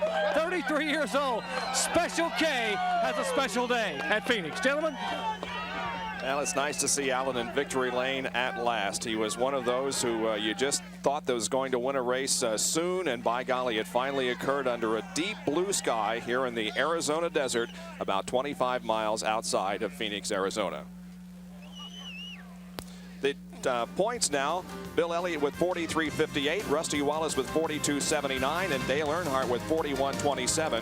Earnhardt is eliminated from the Winston Cup, and there were no points gained by Rusty Wallace. He went into the race 79, and he comes out 79 behind. So Elliott needs to finish in the top 18 to clinch the title at Atlanta in 2 weeks' time. My thanks to Jerry Punch and Dick Bergeron on pit road, and to Ned Jarrett in the booth. Don't forget Speed Week this Thursday night at 7:30 Eastern Time. We'll see you 2 weeks from today for the final event at Atlanta International Raceway. Till then, Bob Jenkins, so long, everyone.